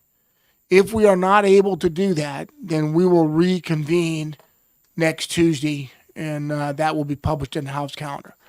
All right, so we'll recess the hearing and reconvene next week. I'd rather not do that, and so members of the committee recognize that our questions oftentimes drive the preponderance of the time available. If it is a germane and important question, and it is in fact a question, then please, you are encouraged to do so. If it is not germane or if it's not a question, then please refrain to make sure that we take care of each other. All right? Fair enough? Representative LaBrie, for the third time today, over to you, sir. Good afternoon, Mr. Chair and members of the Labor Committee again. For the record, my name is Brian LaBrie, and I represent the town of Bedford, Hillsborough 2. I am here today to introduce House Bill 1704, known as the Public Employee Choice Act. Our public employees are vital to our society, but too often we treat them like disposable data points when we define their value. We are losing our best and brightest workers to the private sector, If we want to solve the staffing crisis, we have to allow these folks the same rights as every other worker has, the power to negotiate their own future. Currently, our state and municipalities struggle to compete with the private sector for top-tier talent. House Bill 1704 levels the playing field. It transforms our public agencies into competitive employers by providing a powerful new recruiting and retention tool. While the 2018 Janus decision ended forced union dues, many non-union public employees remain in a state of professional limbo. Currently in the public sector, unions negotiate for everyone, regardless of membership. If an employee opts out of the union, they lose their voice but remain tethered to a one-size-fits-all contract of which they have no say. House Bill 1704 adds another option, individual choice. And I want to be crystal clear on this part. This bill keeps unions 100% intact for any employee who wishes to remain under a collective bargaining agreement. However, for those who wish to opt out, this bill empowers them to negotiate for such things as performance-based pay, flexible scheduling, or a benefit package tailored to their specific family size and needs. It is also worth mentioning that in drafting this bill, much attention was paid to protecting public safety. This bill includes a full exemption for law enforcement, firefighters, EMTs, and corrections officers. Public safety is a unique environment where people's lives are on the line every day. It is fully recognized that their operational needs are highly specified, from 24/7 staffing, united shift structures, minimum shift coverages, and a strict chain of command. These are essential to community safety. Therefore, the current structures for these first responders remain entirely unchanged. The Public Employee Choice Act creates two clear winners: our workforce, where employees gain the agency to trade rigid contracts for modern, flexible life arrangements, and our communities, where towns and schools will gain the tools to recruit top talent needed to drive student proficiency and government efficiency upward. In conclusion, this legislation is not anti-union. It is pro-worker and pro-performance. It allows New Hampshire to lead the nation in common sense, modern employment practices. Folks, this is simple. It's time to give public employees a choice. Thank you. I do have two handouts. Representative Murray should pass one and bunch it along, and Representative McKenzie, I've got a stack there for you to pass. They've gone also. around, thanks. Of course, no presentation is complete without supporting data. This State Department data was provided to me by Joseph Rivard from the Department of Administrative Services. This data simply shows that nearly 60% of state employees are already non-union. The other memo here is from DOT Commissioner Cass to former Governor Sununu regarding the DOT's inability to fill snowplow driving positions. This data alone speaks volumes. With that said, I'm happy to try to answer any questions that you might have. Representative Flanagan, sir. Is the teachers in here? In one of these lines here, is this, are teachers included under educational? All public employees. Okay, but, so where would I find under educational department? Or is that's under Commissioner Edelblut, or does that include all the municipal town? It does. Somewhere in here? Yes. Okay. Representative Susie. Thank you, Mr. Chairman. Thank you for taking the question. How many town administrators, superintendents, DOT directors were consulted prior to the people that are going to deal with these individuals that want to leave to negotiate their contracts? How many of these people were asked if this is the road that they want to travel as administrators? I did speak with our town manager in Bedford, and I did speak with our superintendent in Bedford. Okay. Follow up. What'd they say? I'm sorry? What did they say? They were non-objectional to any of this. I will, bring up as well that with the SAUs we currently have, we have plenty of administrators, and I'll also note that everybody who's part of this package already is in the system. This is a mouse click. Okay. Any other questions? Seeing no questions, thank you for introducing this bill. You're welcome. I'd like to call Rich Grula, please. And could you unlock the timer? It Oh, timed out and sorry. locked up. All right, and we are on a 3-minute timeline.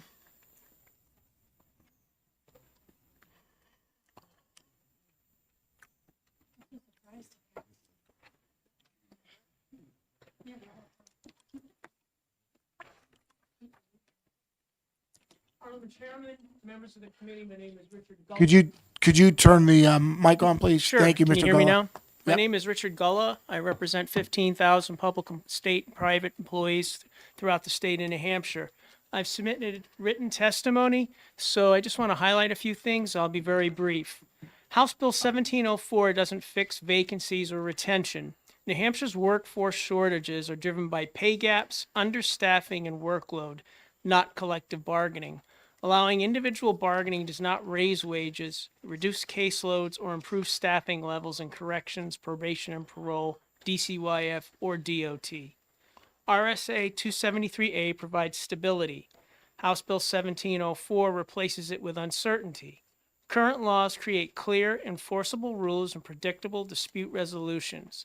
House Bill 1704 weakens those guardrails and shifts labor relations towards case-by-case decision-making, executive intervention, and increasing litigation. Individual bargaining creates inconsistency and legal risk. Allowing different pay and terms for employees doing the same work invites discrimination claims, favoritism allegations, and morale problems, and it risks the current collective system that is designed to prevent. This bill increases bureaucracy instead of reducing it. Rather than streamlining government, House Bill 1704 will require agencies and central administration to manage dozens or hundreds of individual arrangements, burdening management and increasing costs without delivering clear benefits. RSA 273A works because it is clear, enforceable, and stable.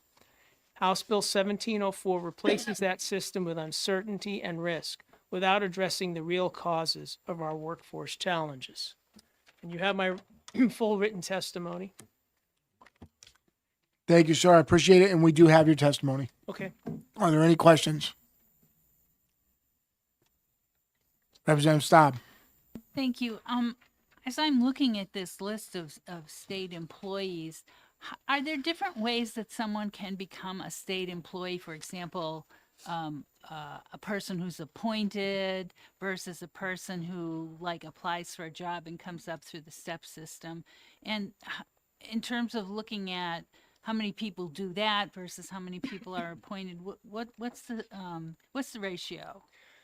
That I don't know, but there are unclassified and classified employees and appointed as well. And some of those are not allowed to be in the bargaining unit. So I question those numbers. Okay. Seeing no questions, thank you, sir, for your testimony. I appreciate it. Yep, thank you. And Brian Rill.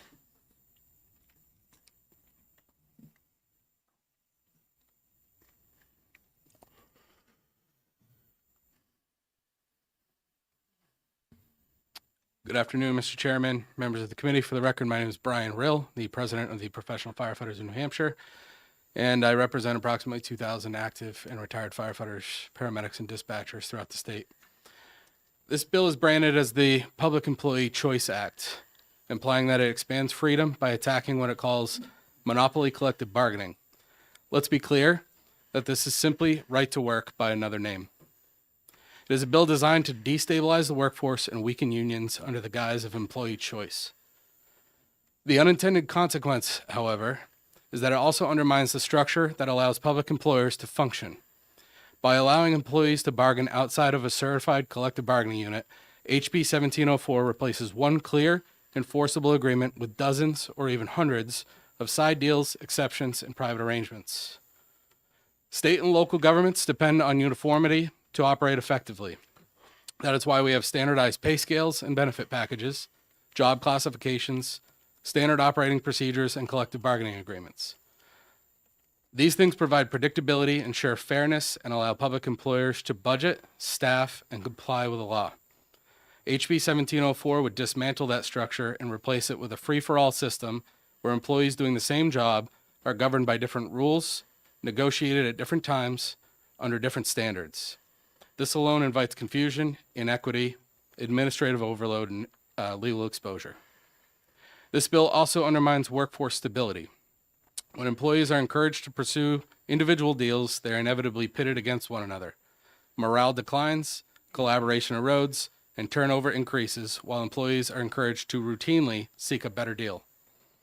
Public employment becomes a constant revolving negotiation where employers lose focus of the organizational mission as their ability to manage their workforce with a certain degree of cohesion, reliability, and predictability deteriorates. To say that collective bargaining is a monopoly is a flawed ideology. It is as much of a management tool as it is an employee protection tool, which gives employers one accountable partner and one easily enforceable agreement to run their organization.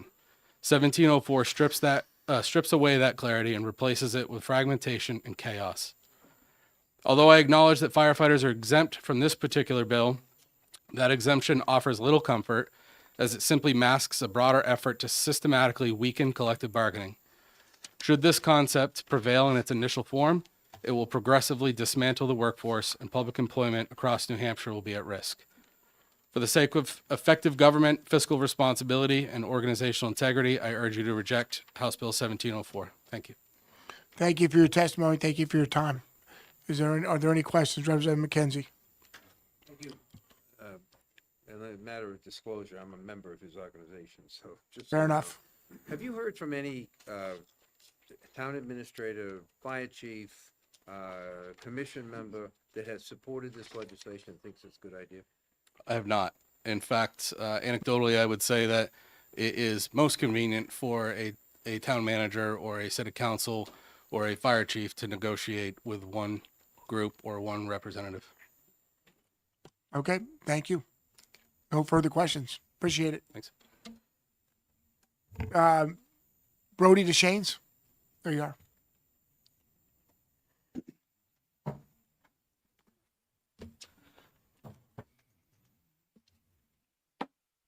Thank you, Mr. Chairman, and let's get this mic over here so people can hear me. Thank you, Mr. Chairman, and thank you to the committee for taking my testimony this evening. For the record, Brody DeShays, I represent the New Hampshire Municipal Association, and we are opposed to House Bill 1704 as introduced. Our member adopted position on existing labor laws are that we support existing laws governing all public employment and public employee labor relations. And NHMA, the New Hampshire Municipal Association, opposes changes to legislation that would mandate greater burdens or liabilities on employers. Our interpretation of the laws presented is that House Bill 1704 would do both of these things. House Bill 1704 would increase administrative burdens on our members who are public employers and establish unnecessary limits on municipalities' discretion in making hiring decisions. It would require municipalities and their governing bodies to track different pay scales, benefits, grievance procedures, and limit managing legal risk from inconsistent agreements.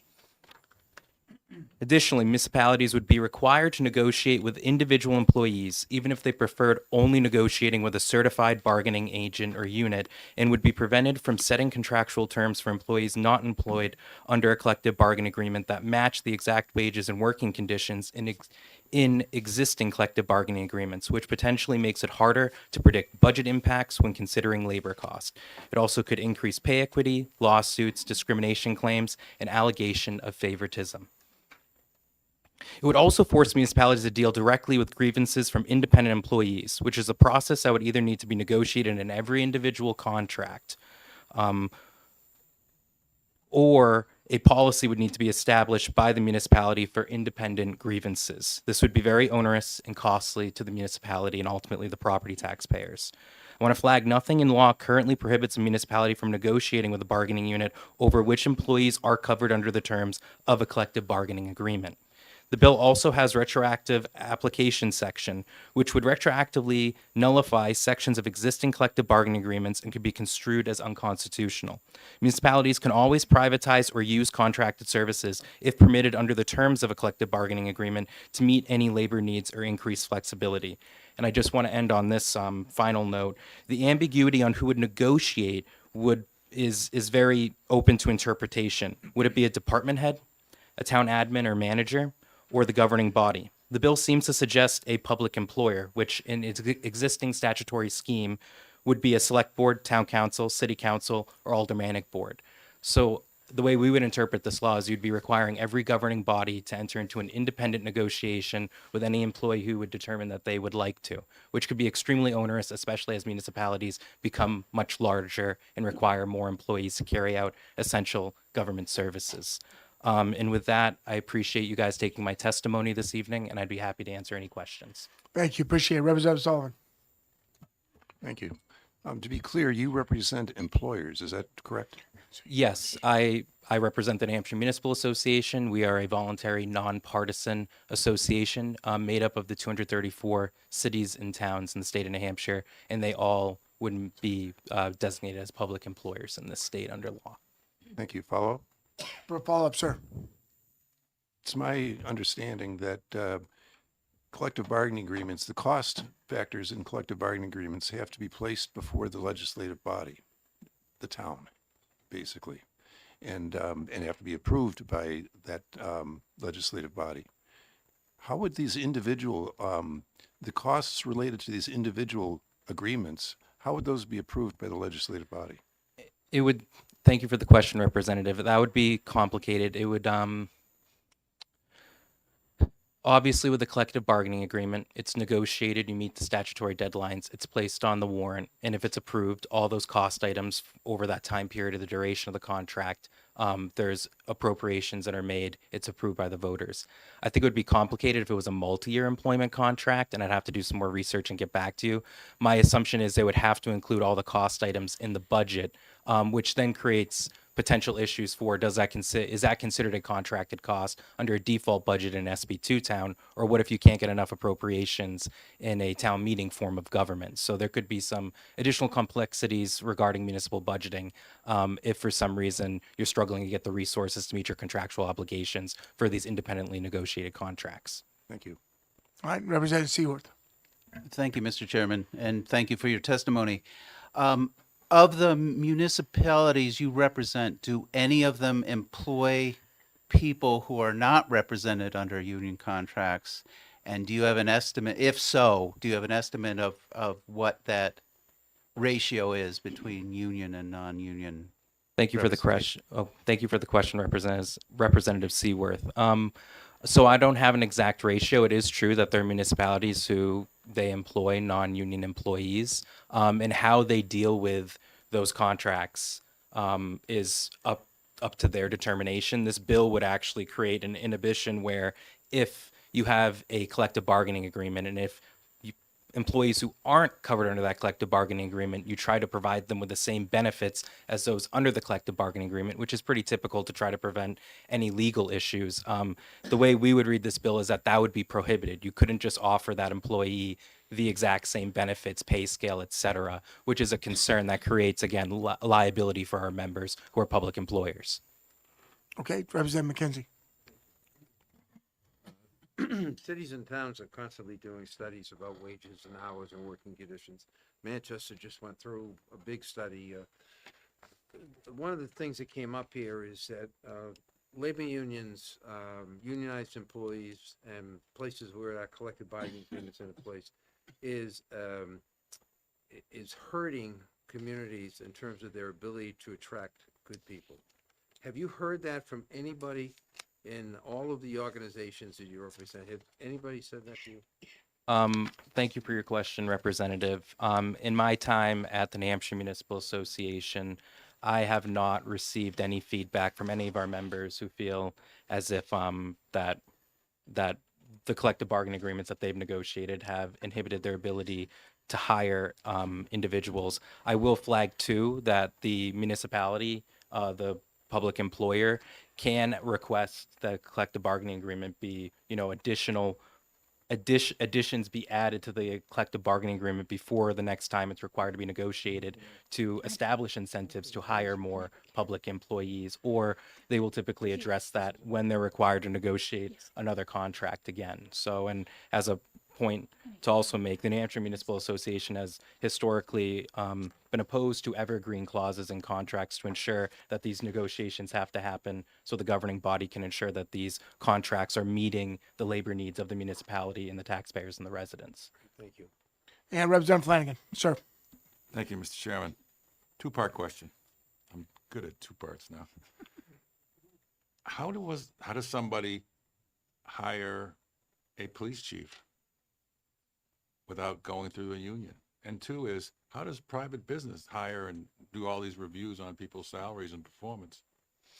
Thank you for the question, Representative Flanagan. So a fire chief or a police chief would be considered a municipal officer. So it would be kind of under a whole different classification of, I guess, municipal employee. So, right now they negotiate a contract with the police chief just for that specific one employee. And yeah, and they hire the police chief, usually after doing some kind of search committee in a municipality.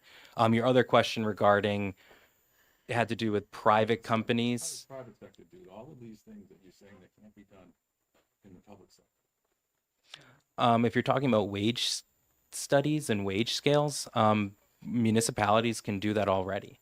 Now, the thing is that if a private employee wants to negotiate under the provisions of 1704, the public employer is required to negotiate. Currently, if someone were to go to a municipality and say, I want to make this much more, the governing body or the municipality will say, no, that's what we're offering for that position based on the wage studies and the scales we've set locally.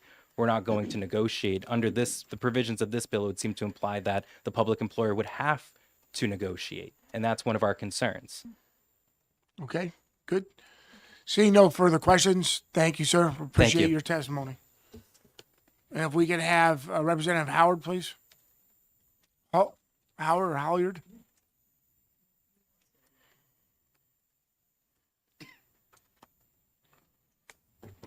Welcome, sir. Thank you, Honorable Mr. Chair and Honorable Committee members.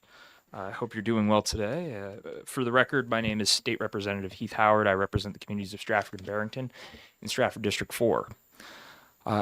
I come to you in opposition today of HB 1704, a bill that seeks to dismantle the collective strength of our public servants under the guise of choice. While this legislation is framed as the Public Employee Choice Act, let's be clear about what the target really is. It's a right to work attack that is the foundation of labor here in New Hampshire. This isn't about policy for me. This is personal. I am the son of a union member in the Rochester School District. When I was 15 years old, I broke my back, and it wasn't just a contract that supported my family. It was the community. It was fellow union members. They brought my family food, meals, provided gas cards, and visited me in the hospital. The union was there when we needed them most. HB 1704 claims that it would permit collective or independent bargaining, but let's be clear, public employees aren't required already under law to join a union. Unions are widely trusted and unite people of all political parties because they consistently produce better results for workers in the form of better contracts, pay, and benefits. HB 1704 is an attempt to destroy that unity. This is an all or nothing game, and this right to work legislation approach is simply wrong for New Hampshire. We should be protecting organizations that provide better pay, better benefits, and most importantly, a community of support for our families when they are the most needed. I urge the committee to recommend inexpedient to legislate on HB 1704, and I'm open to any questions. Thank you. Great. Thank you for coming in. Appreciate it. Any questions? Seeing none. Thank you, Representative. Appreciate you coming in. Rick Lawton, please.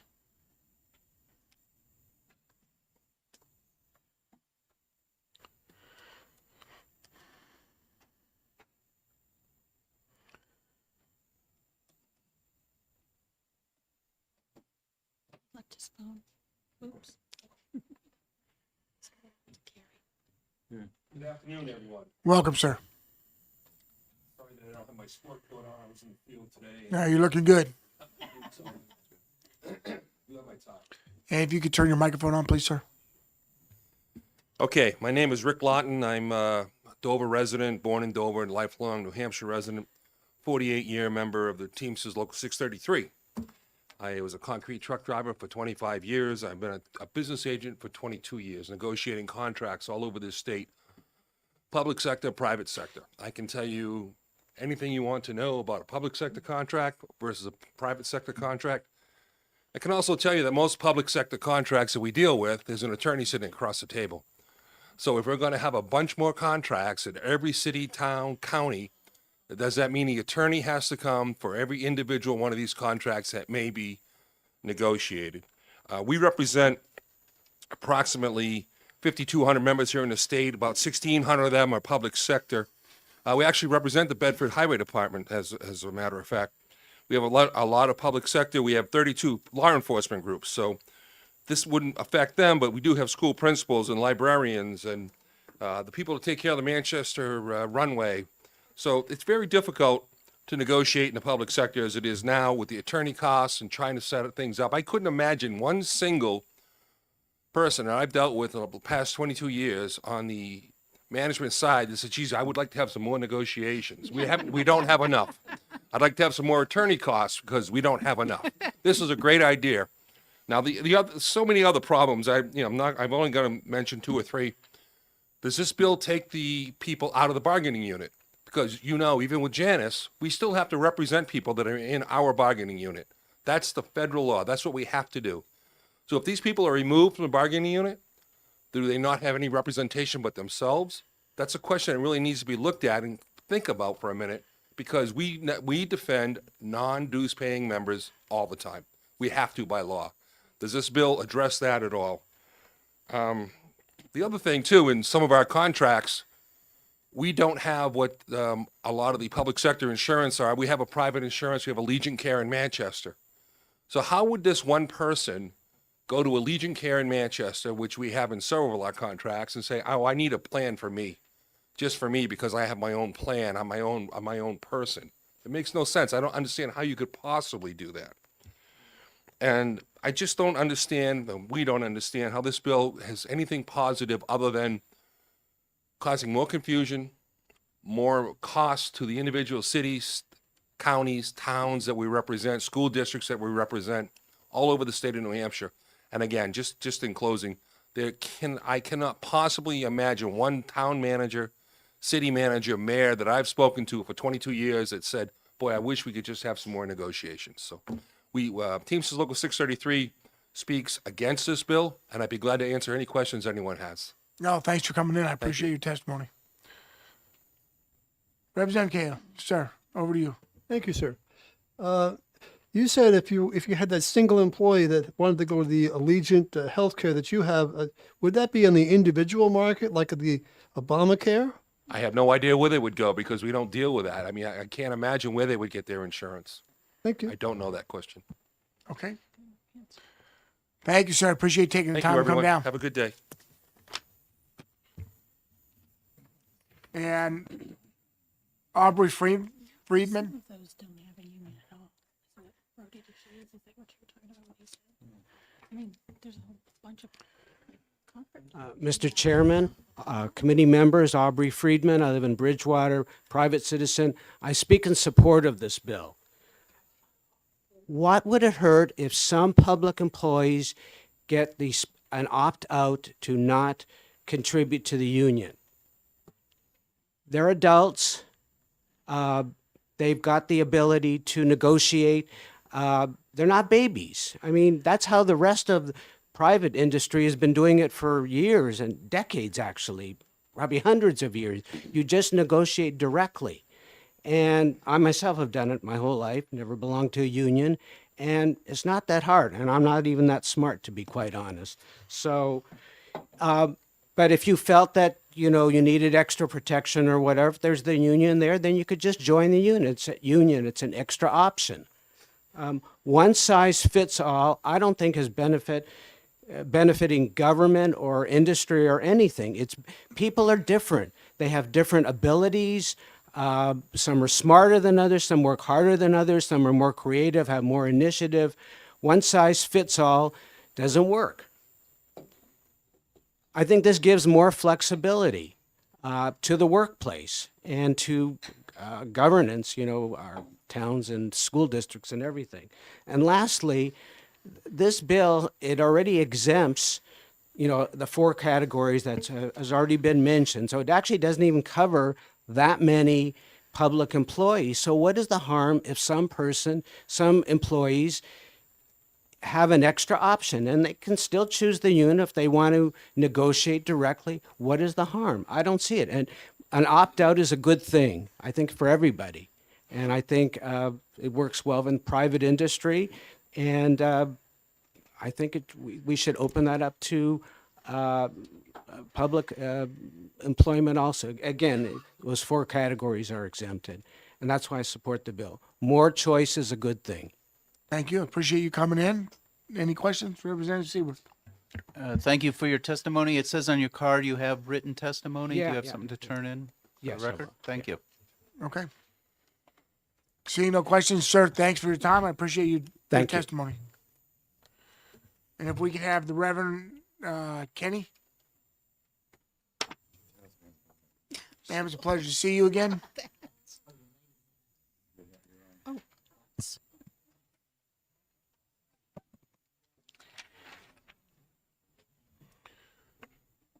So, Mr. Chair and members of the committee, thank you so much for this opportunity this afternoon. So, for the record, my name is Dr. Gail Kinney. I am a resident of Canaan. I am a pastor with the United Church of Christ denomination, also known as the Congregationalists, which is the United Church of Christ is the largest Protestant denomination in New Hampshire. So I'm representing the denomination's statewide economic justice ministry, and I'm here to urge you in the strongest possible terms to find HB 1704 inexpedient to legislate.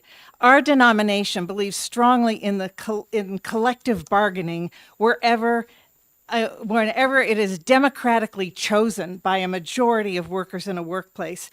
We actually believe that collective bargaining is part of what democracy looks like. We also understand that it is the right of any New Hampshire legislator to turn to a national bill mill and pull out some model legislation that fits their personal leanings or their attitudes about unions or anything else. I'm Which was sorry, cle- ma'am, but that's, we don't know where the testimony, we don't know where the legislation was written. I think it was written in New Hampshire. So please stick to your Okay. script. Thank you. Okay. I did happen to notice that that's word for word with some model bills, but I'll go on. But it doesn't, an out of state conceived of legislation does not make it good for New Hampshire. So just a couple of other points. So first, a question about the carve-outs. So we heard from the original testimony that one of the major reasons for this bill is it is going to attract more people to the workforce, that they'll be much more attracted to it if this bill passes. And yet, then we exempt some of the areas which are most desperately in need of additional employees, state corrections being one of them, and there are others. So either this bill is good for the public sector or it isn't. And so a cynical person might wonder whether part of the impetus for the exemptions was the fear that maybe certain professions that might otherwise be supportive of those promoting the bill. Again, ma'am, you're attributing motive to the legislation. That's, we don't do that. Okay. All right. I'll go on. So then there's the notion of criminal penalties, and it was already mentioned and told, quite eloquently, that it's not unusual for employers with collective bargaining agreements to also give other employers the same wage benefit and other gains that are secured by the union. And the way I read the bill, Section 3E of this bill would seem to criminalize doing that, which makes it, there are criminal penalties for violating that provisions, Section 3E. And so which makes no sense whatsoever. And finally, just I have been a member of a school board, and I can personally attest from that management vantage point that this bill makes no management sense whatsoever. It invites chaos. It has the potential to create extraordinary human resources burdens, and those burdens result in real administrative costs. And then finally, the other thing that strikes me about this is because of the cost factor. And ma'am, your 3 minutes are up, so Okay, if you could. because of the cost factor, this also seems to be an unfunded mandate. So I urge Okay. you to ITL the bill. Thank you, ma'am. And will you take questions? Seeing none, thank you so much. I appreciate your testimony. Thank you. Matt Glavin, please.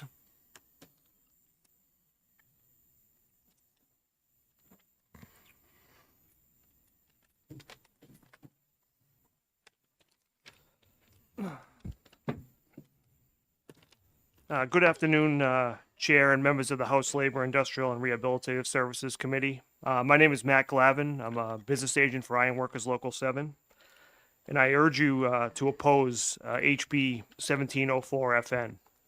While presented as a bill about employee choice, HB 1704 effectively dismantles collective bargaining agreement for public employees. In practice, it functions as a right-to-work policy for the public sector.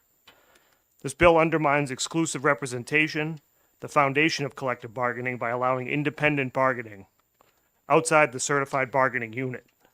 When employees are pulled one by one, collective bargaining cannot function, and the representative workers' democratic choice is weakened. HB 1704 also allows employees to opt out of union representation while keeping union negotiated wages, benefits, and protections. That creates free riders and drains the resources needed to maintain stable labor relations, the core mechanism of right-to-work laws. This bill further removes union involvement in grievances and discipline, leaving workers without trained representation and weakening due process. This shifts power towards employers and exposes workers to retaliation during the moments they need protection the most. This bill is also bad for public employers.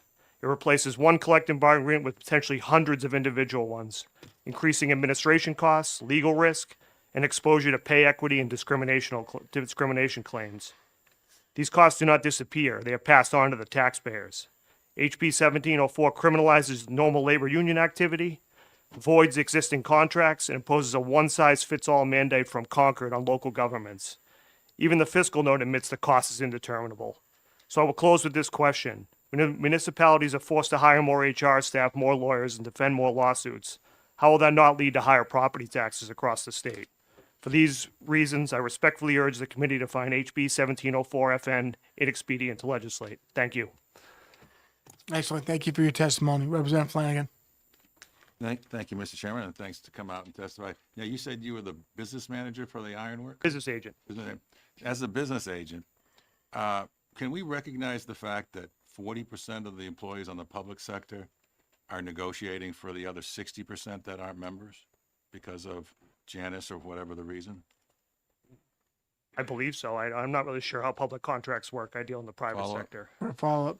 So if that number went down to 20% of the employees that were members of unions and negotiating in good faith, all right, and then came up with a pay scale, do you think that 20% of the union members should be telling the 80% of people that aren't part of the union that this is how much money they can make?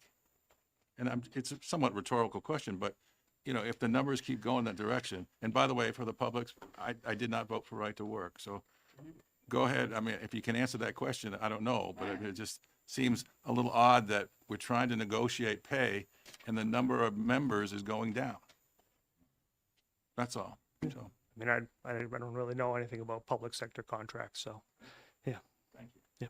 Sir, thank you so much for coming in. I appreciate your time and your testimony. Oh, I'm sorry. So one question. I didn't see. One question. You talked about normal union activities. Part of this section says that any strike, picketing, boycott, or other action by employee organization intended to produce prohibited agreements is illegal, and it goes on to say violations or a fine of up to $5,000 or imprisonment up to 6 months. Are those things covered under the First Amendment of free speech in terms of picketing, boycott, etc.? I know for public, I don't know this personally, I'm just speaking, but I know some public employees, like I deal with a lot with the AFL-CIO and different organizations, some public sector unions are not allowed to strike or picket. So I can't really, that's a legal matter that I don't know, so, yep. Thank you again, sir. I appreciate your time. Kevin Kavanaugh, please.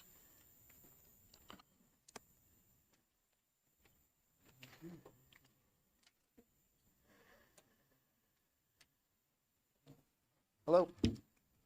I'm Kevin Kavanaugh from Manchester with New Hampshire AFL-CIO.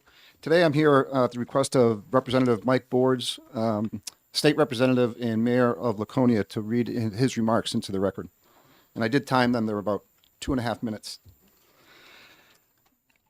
Members of the committee, thank you for the opportunity to provide testimony regarding House Bill 1704, legislation that would create independent bargaining rights for public employees outside the established collective bargaining framework. I'm writing to express deep concern about the bill's impact on municipalities and the residents we serve. From a local government perspective, House Bill 1704 would create significant administrative, legal, and financial burdens for the cities and towns across New Hampshire. The bill replaces a clear, structured bargaining process with a fragmented system in which individual employees negotiate wages, hours, grievances, and working conditions directly with the employer. For a municipality like Laconia, this is unworkable. Instead of one agreement per bargaining unit, public employees would face dozens, potentially hundreds of individualized negotiations. The bill also prohibits linking independently negotiated wages or conditions to those of unionized employees. This guarantees pay disparities, inconsistent standards, and a high likelihood of litigation. The fiscal note itself acknowledges the most cost impact is indeterminable, which should be a red flag for any community trying to budget responsibly. Perhaps most troubling about HB 1704 attaches criminal penalties, including a Class A misdemeanor, and fines up to $5,000 for violations. This means that municipal leaders and staff could face criminal liability for routine labor management disagreements or administrative errors. Turning labor relations into a law enforcement matter is not only unnecessary, it is counterproductive. Although the bill carves out police, fire, and corrections employees, the remaining workforce is no less essential for the functioning of our communities. If the sponsors believe this bill promotes efficiency and freedom, it is worth asking why the most public-facing safety-critical employees are excluded. The carve-outs themselves acknowledge that the model is unworkable. New Hampshire municipalities rely on predictable budgeting, stable labor relations, and clear statutory frameworks. HB 1704 undermines all three. It weakens the established exclusive representation model, destabilizes workplaces, increases administrative costs, and exposes local governments to unnecessary legal and criminal risk. For those reasons, I urge the committee to reject HB 1704. This bill is not needed, not workable, and not in the best interest of New Hampshire's cities, towns, and taxpayers. Thank you for your consideration. Respectfully, Mike Boards, Mayor, City of Manchester, State Rep, Belknap, 5, Laconia. Excellent. Thank you, sir. I appreciate your testimony. Representative Schultz for a question. Thank you, sir. Good to see you, Senator. Good to see you, too. We also have a letter, I don't know if this was something you were involved in, that has Mayor Borda's signature on it with 1, 2, 3, 4, 5, 6 other mayors. I was involved with Alan Raff was with the AFL-CIO. Thank He's going to bring that one, present that Oh, sorry. testimony. Thank you so much, Didn't sir. want to steal your thunder, Alan. All right. Seeing no further questions, thank you, sir. Appreciate you coming down. Thank you. Thank you. Alan Roth, please. Or Raff, I'm sorry.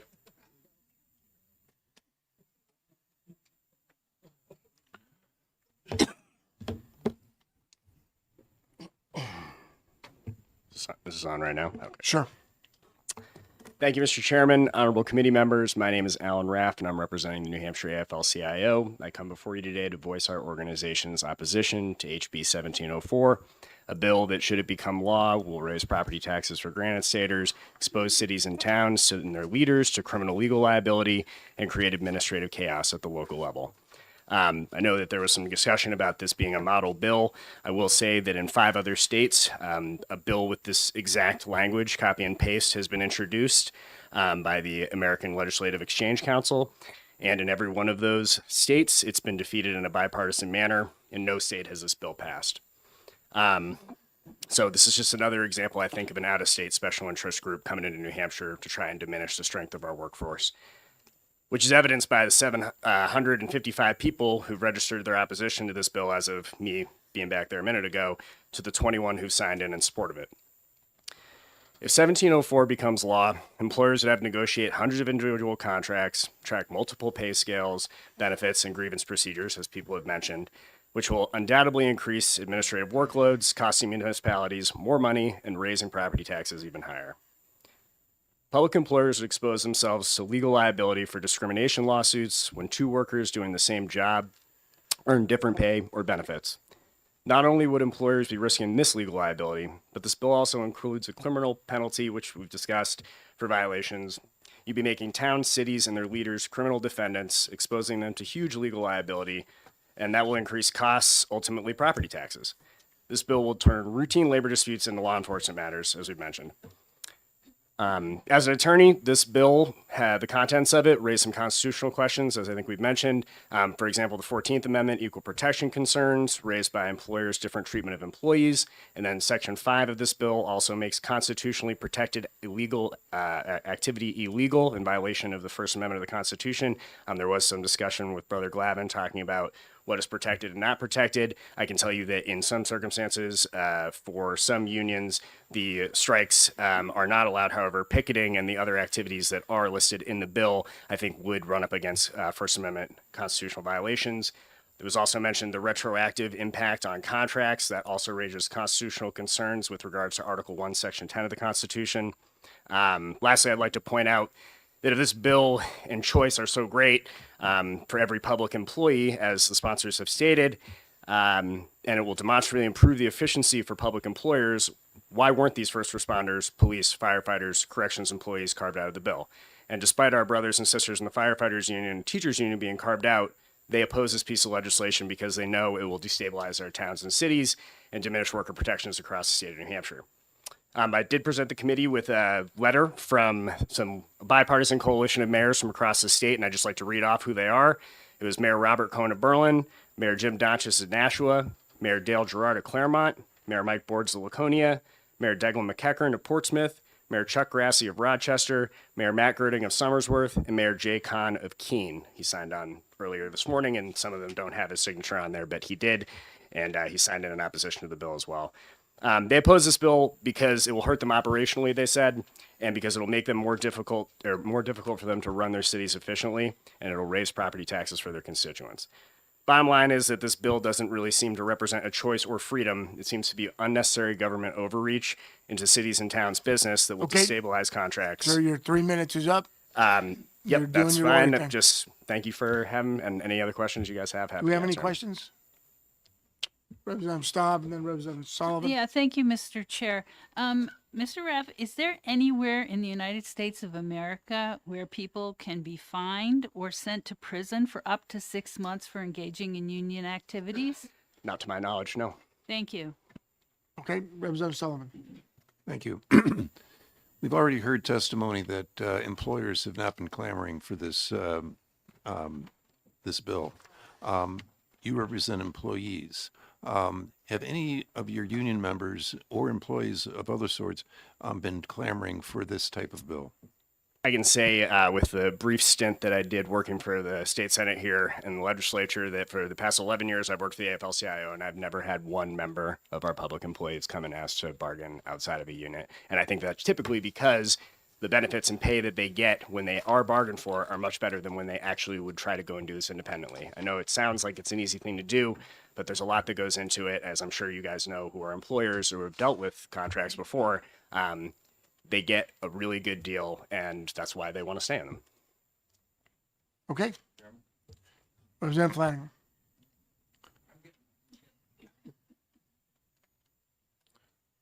How many, what's the percentage of private versus public employees do you represent?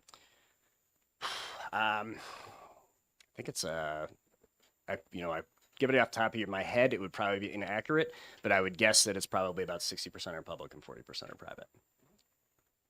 Okay, thanks. And also, President Brackett says he's sorry that he didn't get to make it down to Florida today. That's okay. Well, that's all. All right. Thank you, sir. Appreciate your testimony. Thank you. Thanks for your input. Deborah House, please.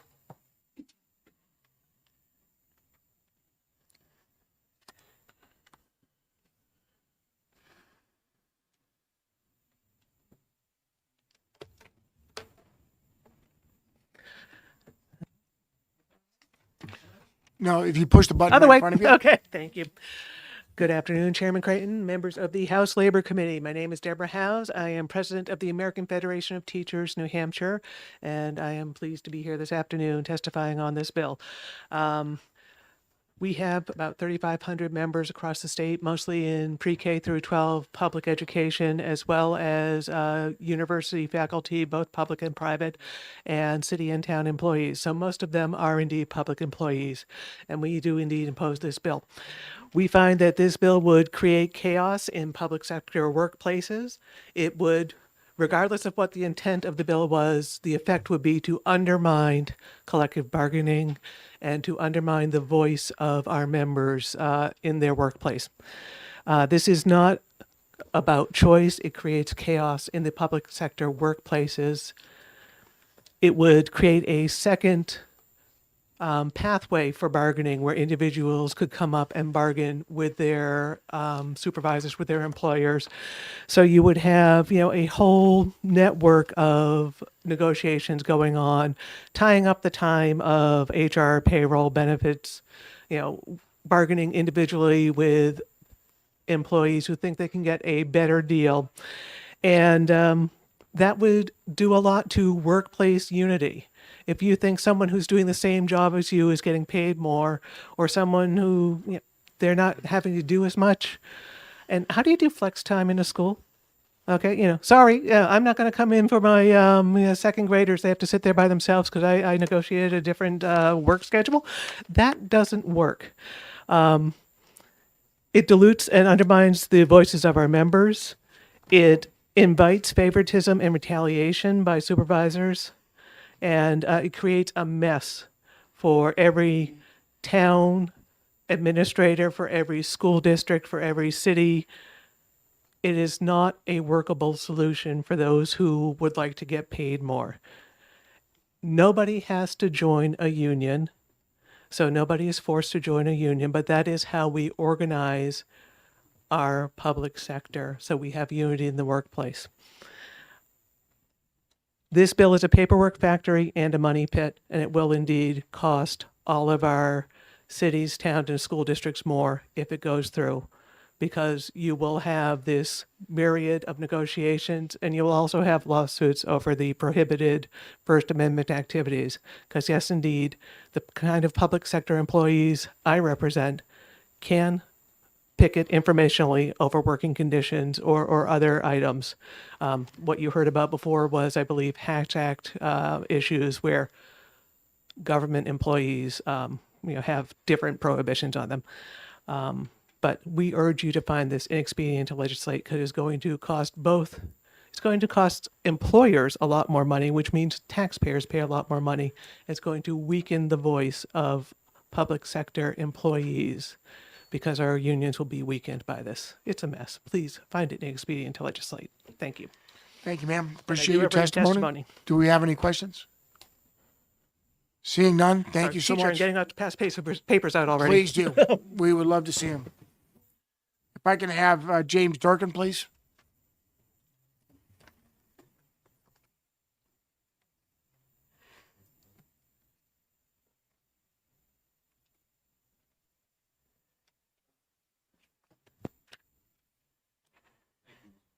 Thank you.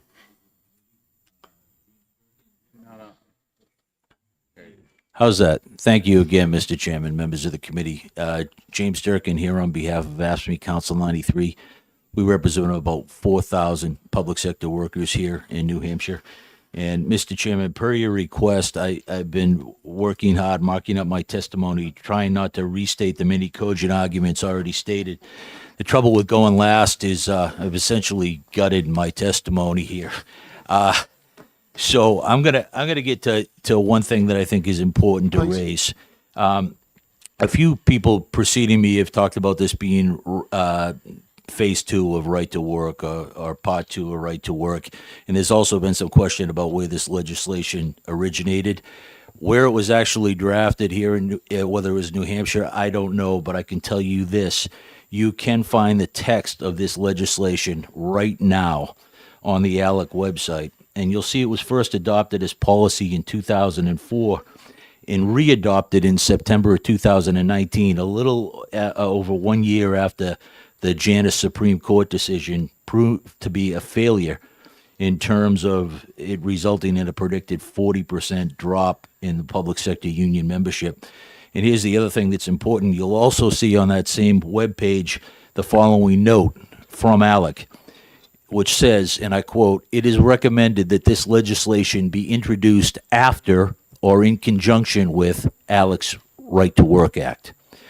So here, Mr. Chairman, in our opinion, is the true goal of this legislation.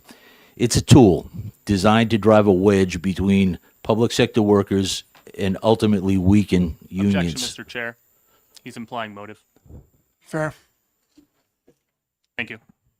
Well, under this legislation, an employer could offer better terms to individuals seeking independent bargaining, thereby undermining the strength of the union and reducing its bargaining power until the union is ultimately eliminated. At that point, the employer would be able to reduce pay and benefits unilaterally or just retract the worker protections or other terms as it sees fit. It's as simple as that. I mean, we haven't seen, with the exception of one gentleman, not one New Hampshire resident come to testify in person. We've already seen that it has widespread opposition from management. I don't know what else I can add. As I said, I've already reduced 90% of my testimony here today, so I will end there, and I'll do my best to answer any questions that the committee may have. All right. I appreciate your testimony and thank you for your consideration. Seeing no questions, thank you, sir. Appreciate it. Thank Are you. you good? Representative? Oh.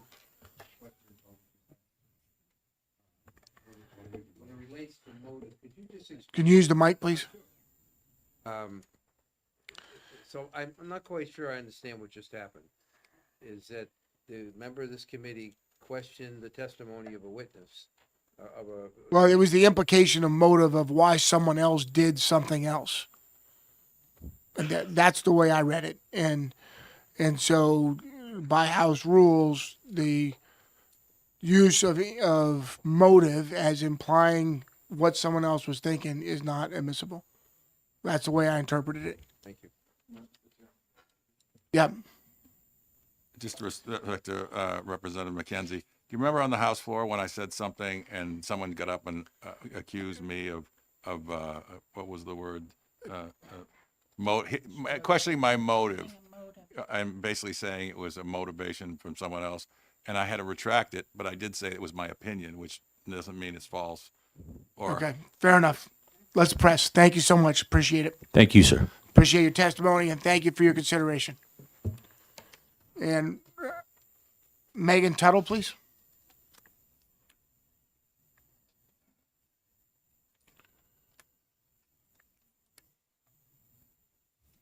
Good afternoon, Mr. Chairman, members of the committee. I also marked up everything. Thank you. I appreciate it. I do have written testimony. Being an educator, I noticed a mistake. So if you're okay, I would like to submit it online once I fix a mistake instead of handing it in today, if that's okay. Thank you. For the record, my name is Megan Tuttle. I'm the president of NEA New Hampshire, representing more than 16,000 public school educators across the state. So that includes teachers, paraprofessionals, bus drivers, food service workers, custodians, aides, secretaries, etc. I'm here to testify in opposition to House Bill 1704. House Bill 1704 would undermine collective bargaining for the public employees that the sponsor purports to support by dividing workers instead of bringing them together, which is the central principle behind collective bargaining. Sponsors claiming that this bill somehow solves the free rider issue created by the inability to collect dues from non-members in a bargaining unit. In fact, however, House Bill 1704 would exacerbate this problem by bestowing entitlement bargaining rights to individuals. Those free riders would not just benefit from an existing contract already negotiated without paying dues, but they could use these entitlement rights to negotiate their own preferential deal on the backs of the employees who formed, negotiated, or bear the responsibility of enforcing the foundation of the union agreement. This legislation enables favoritism, discrimination, downright union busting. The end result, in exchange for giving individuals a separate bargaining authority after a union has been formed and possibly negotiated multiple successor agreements, this bill would only leave behind diminished labor management relations and workplace harmony. In the public or private sector, that's a bad deal. This legislation would also increase costs for local property taxpayers. In education policy and finance committees, we often hear about school costs increasing due to growing administration. Yet this bill would be an attorney and administrative boondoggle because of the additional time and legal uncertainties negotiating and enforcing various fractured agreements instead of with an exclusive representative. We ask that you find House Bill 1704 an expedient to legislate, and I'll take questions if anybody has them. Great. Thank you so much. Representative McKenzie for a question. Thank you.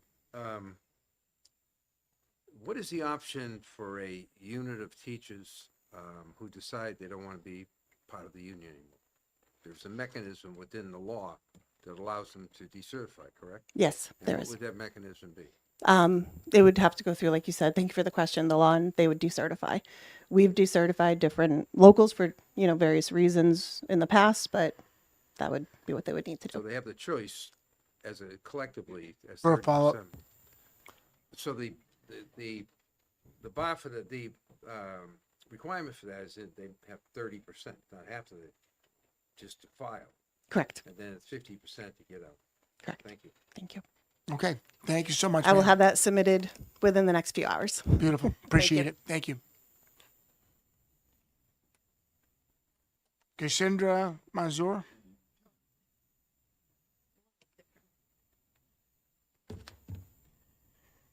Welcome, ma'am. Is this on now? It's on. Thank you. So, thank you to the chairman, honorable committee members, and neighbors. My name is Karishma Manzoor. I live in Exeter, New Hampshire. I'm not here today as a candidate. I'm here today as a concerned citizen. I believe working people should lead this country. That's why I urge you to reject HB 1704 and the attacks on collective bargaining. Sorry, this is... Every Granite Stater should care about this. Weakening collective bargaining won't save money. It will create a bureaucratic nightmare. As others mentioned, it will drive up administrative costs, destabilize labor relations, and ultimately push expenses onto towns and cities. And when local costs rise, property taxes rise. Let me repeat that because this is a concern of all Granite Staters. Property taxes will rise. American workers deserve respect, not attempts to weaken their voice at the bargaining table. New Hampshire has always believed in fairness, local control, and standing up for working people. HB 1704 violates those values. Today, I urge our lawmakers here to commit to concrete actions to rebuild union power and restore dignity to working people. With all due respect, the following should be our priorities: creating more union jobs in New Hampshire, establishing a state minimum wage of at least $20 per hour, guarantee paid family and medical leave, strengthening workplace safety, protecting pensions, and enacting Medicare for all at the state level so all of us can have affordable, high-quality health care. Now and in the future, we must continue to fight for workers' rights because strong workers mean strong communities, and strong communities mean a stronger New Hampshire. Thank you. Thank you so much for your testimony. Do we have any questions? Representative Flanagan. Thank you for your presentation. I get the impression that you're running for office. Is that true? Yes. Oh, okay. Okay, is that a germane question? Well, I was just wondering if there was Thank you some very motive much. behind it. Ma'am, thank you very much for your testimony. Thank you, sir.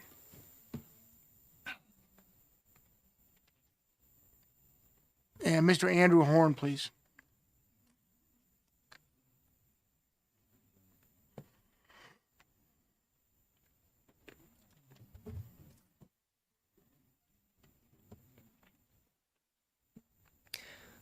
My name is Andrew Horn. I live in Amherst. Chair and members of the committee, I'm come today not to speak against liberty, but to speak for it. Real liberty, which recognizes that freedom isn't just freedom for individuals standing alone. It's for citizens united in common purpose. When working people join together in union without so-called right-to-work laws weakening them, they don't just win higher wages and better benefits, though they certainly do that. They win something more valuable, a real voice in their workplace, a stake in their institution, and an equal seat at the bargaining table. That's the difference between just having a job and having a say in your destiny. A single worker is easy to ignore, but a united workforce is impossible to break. This bill would force us all to stand alone. But supporters of this bill may claim they're protecting freedom by destroying the very organizations that give workers strength. They may call it choice, yet what they offer is no real choice at all. It's the choice of the wolf to scatter the sheep. Here's the simple truth. When employees vote to have a union represent them, and when an employer freely agrees to bargain with that union, no force, no coercion, just mutual agreement. They're exercising a fundamental freedom. They're saying, we'll work this out together because it serves us both. The employer gets stability and one contract. The workers get collective voice. This isn't the death of freedom, it is freedom. When free workers and free employers make a deal, it's not our place to say they bargained too well. This bill would violate that freedom. It tells both parties, that agreement you made, that association you chose, that contract you found beneficial, we're tearing it apart. We'd substitute our judgment for theirs, our version of liberty for our own. We deny them the very right to contract that we claim to support. The right to make a contract includes the right to make it exclusive. To deny that is to deny the contract itself. What madness is this? We don't tell businesses they can't have exclusive suppliers. We don't tell farmers they can't sell to one buyer. We respect their right to bargain as they see fit. Yet we deny that same right to teachers, public servants, and workers who serve our communities. This isn't liberty, it's tyranny in freedom's clothing.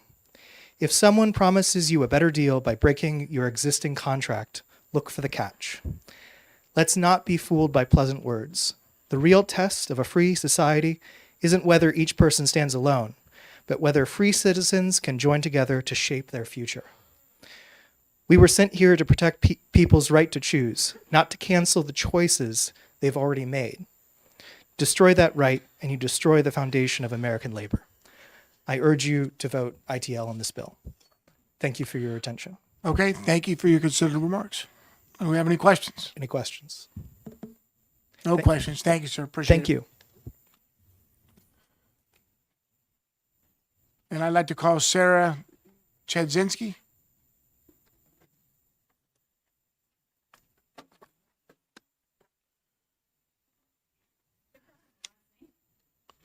Thank you, ma'am. Not easy. I work on it. Yeah, it's all right. It's my married name, so I had to work at it too. Thank you, Chairman Committee. I'm Sarah Chazinski of Lineborough, and there's been a lot of conversation today, and I support every argument from those who are urging you to oppose this bill. But I want to speak to a very specific thing from my experience. As a young mother, my marriage fell out from under me.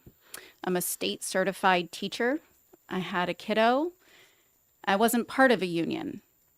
But because of union bargaining and because they were representing me anyway, I was able to not worry about my contract. I was not able to not worry about the stability of my job while I cared for my young child. So I think it's really important when we're talking about the issue that came up about representation of unions and other workers, that what's happening that I'm seeing on the ground is that workers aren't joining unions. because of hostile environments from employers. So I want to flip the script a little bit on this. I'm also a small business owner. My husband's a timber framer and a firefighter. So we have some perspective on what it's like to labor and to be employers.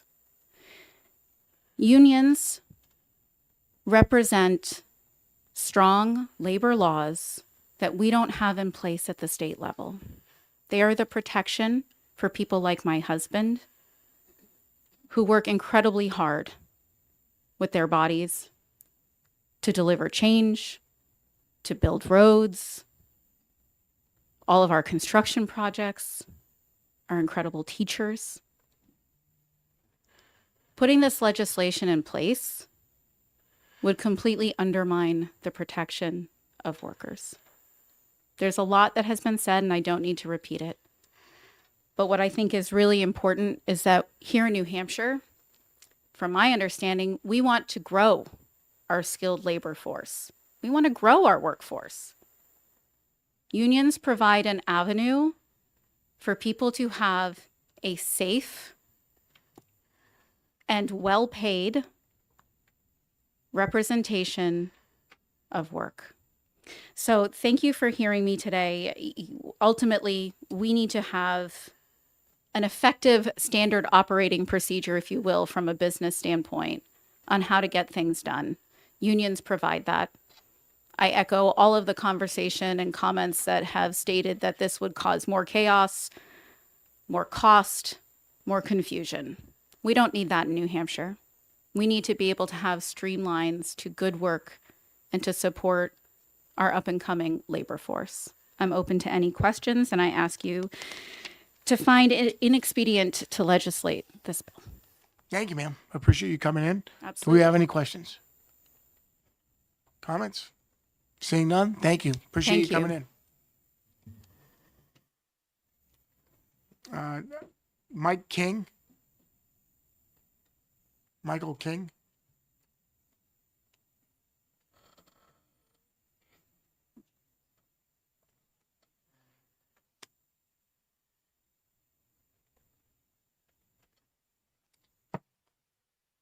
How are you, sir? Sir, how are you? I thank the committee for hearing from me. My name's Mike King. I'm a local 7 iron worker. I'm here to state that this bill here is a complete waste of everybody's greatest asset in this room. Your time. Okay? Time is very short on this earth. We don't have much of it. So we should get right down to it. If you have time to negotiate your own contract, you're doing something drastically wrong with your life. Okay? There's no question about it. Okay? I've found myself when I retired that I was a pretty good investor. Okay? One of the greatest investments I ever made was that union assessment. That union assessment kept everything in line because life's all about retirement in my eyes. Okay? We all work someday. Someday I'm going to be able to do what I want to do. Sleep when I want. Get up when I want, go do what I want. Spend time with the children, the grandchildren, go to the ball game. All those things that can only be afforded if you have the money. Okay? My investment is an assessment. I had a contract that negotiated every 3 years. I didn't have to do nothing about it. I used the money that I made at work. They took it out. And what happened was I was getting free negotiations because I had to work anyways. Okay? That contract allowed me a pension, health care, and an annuity. Okay? I never thought that I could retire with this.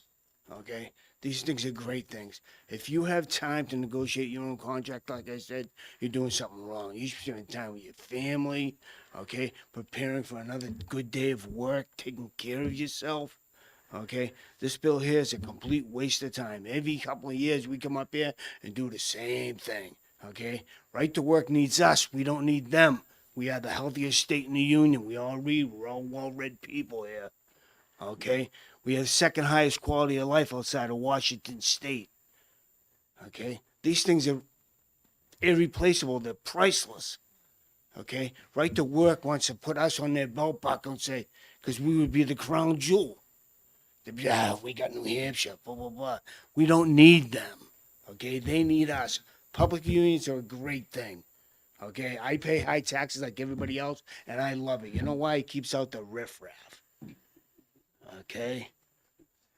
It's a great insurance policy, public unions. When I need the police, they're there. When I need firefighters, they're there.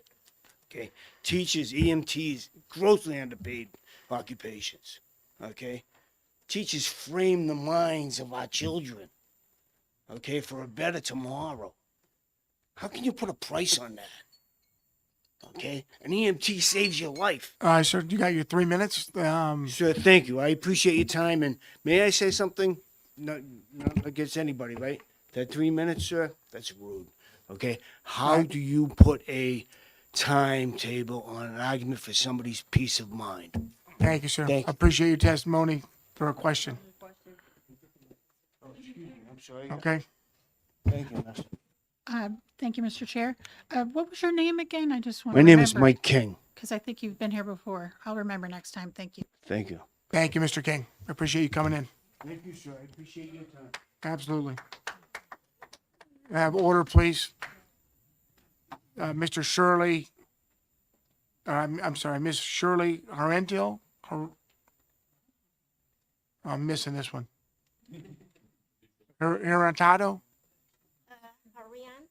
Harianto. Thank you. Welcome. Sorry, this is my first time talking in a microphone. Yeah, you're on. Please, for your testimony. Yeah. Do you mind, can I read the note that I put it on my phone? I'm sorry, maybe a little bit unpolite, but No, that's fine. yeah. You're good.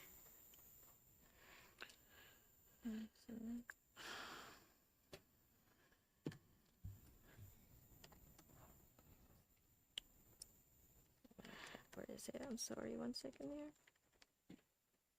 Okay. So I'm providing this testimony to document the discrimination, favoritism, and unjust treatment I experience in my workplace. My intention is to seek fairness, accountability, and justice for the way I was treated as an employee. Throughout my employment, I consistently perform my duties with professionalism, sorry, my accent, respect, and dedication. Despite this, I was subjected to unfair treatment that was rooted not in my work performance, but in a personal bias, favoritism, and assumptions made by management. My employer repeatedly refused to listen when I attempted to explain situation, clarify misunderstanding, or address concerns. Instead of gathering the fact of hearing my side, decisions were made based on their own assumptions, personal opinions, and favoritism towards certain employees. This created an environment where I was judged unfairly and denied the opportunity to defend myself or correct misinformation. I also witnessed and experienced situations where certain employees were given special treatment, protected from accountability, or favored because of personal relationship or background similarities with the management. Meanwhile, I was held to different standards, spoken to disrespectfully, and treated as if my concerns did not matter. This imbalance of power allowed management to abuse their authority, creating conditions where I felt intimidated, dismissed, and unsupported. Instead of addressing issues fairly, they allowed the situation to escalate, causing emotional distress and making it difficult for me to work in a safe and respectful environment. I believe every employee deserves to be treated with dignity, fairness, and equality.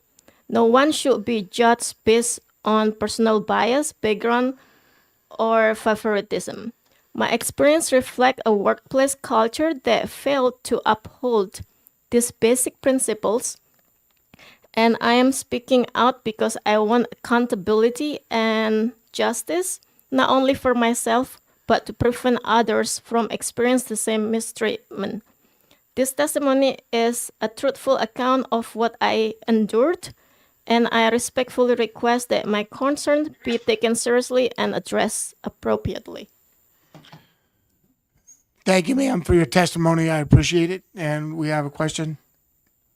Thank you, Mr. Chair. Who is your employer? So I work as multiple employer. So it's in a restaurant business as well as trying to get into medical and other field.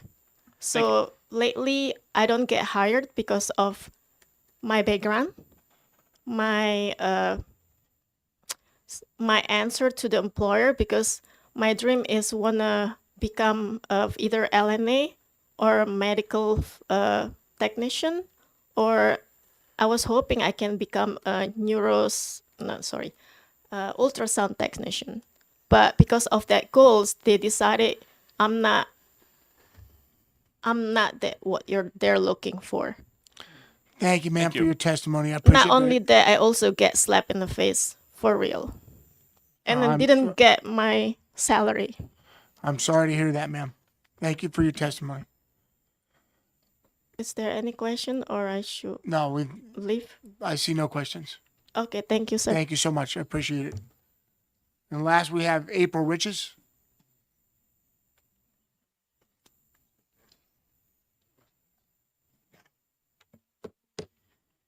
Hi, my name is April Richer. I want to thank you for your time and also apologize that I do not have a polished speech for you today. I am a 17-year Teamster working at a UPS as well as a city councilor in the city of Dover.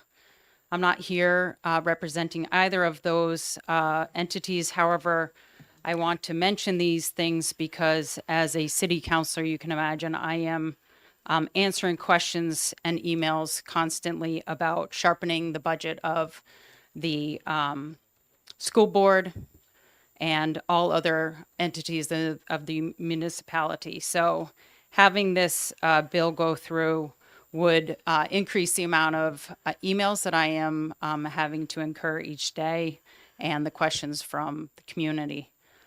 So I want to address the two reasons why the chair or the sponsor felt this bill would be beneficial, and that's for workforce and for our community. I can tell you that in the years before I worked at UPS, there was never a single negotiation in which I was in where I benefited from it, regardless of my position, my efforts, and my years of service. I also want to mention that in the state of New Hampshire, there's over 91,000 people who are working for less than $17 an hour.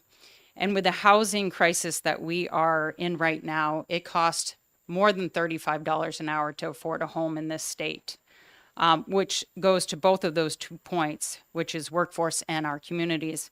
This bill would not support our workforce, as we know, because the 91,000 employees in the state that are not making more than $17 an hour, which would provide them for sustainability and housing, are not union members, and they are not able to negotiate for higher wages. And how this reflects on our community is that it provides more people who are unhoused, which none of us want in this room. And lastly, I want to address the idea that if you are in a union, it's a one-stop shop contract. I work at UPS, and for the years before the contract of 2017, I was brought in on Saturdays, which was not part of my contract. I was a Monday through Friday. And between October and January, I was required to work on Saturdays at straight time, while my brothers, who are drivers, were getting time and a half. I was furious when I found out about this. So you know what I did? I went to the next contract negotiation. I made a proposal and I asked for us part-timers to be provided time and a half on our 6 punch. And we got it. We won that in our contract. And that is one of the proudest moments that I had. I did that not for myself. I did that for my brothers and sisters who were working alongside me, having to leave their families at midnight, working till 9 o'clock in the morning, 6 days a week through January, from October to January. We work really hard and we get a good contract, and it has provided well for my family, and I am very proud of my union membership and also the unions that are within my municipality as well. Thank you, ma'am. I Thank you. appreciate you coming in and giving that personal testimony. Do we have any questions? Seeing no questions, thank you for your time. Okay, we've exhausted the pink cards, subject to any further testimony. I close the hearing now on HB 1704. And Representative Murphy, if we can have the blue sheet, and Representative Seaworth, if we can have the online feedback. We're meeting next Tuesday. We'll do an executive session at 10 a.m. to 11:30, followed by the last 3 bills. I think that's it. That's all we've got. And online, the blue sheets are 3 in favor and 6 opposed. Online is 21 to 769. 769.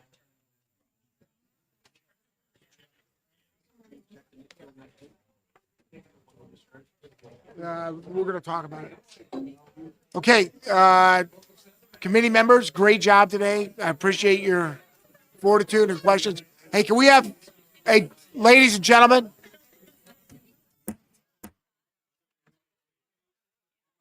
hey, ladies and gentlemen, please take it outside. Thank you very much. All right, so great job today, guys. Appreciate the questions, the thoughtfulness, and we'll see you next week. Any alibis? No alibis? Good, thanks.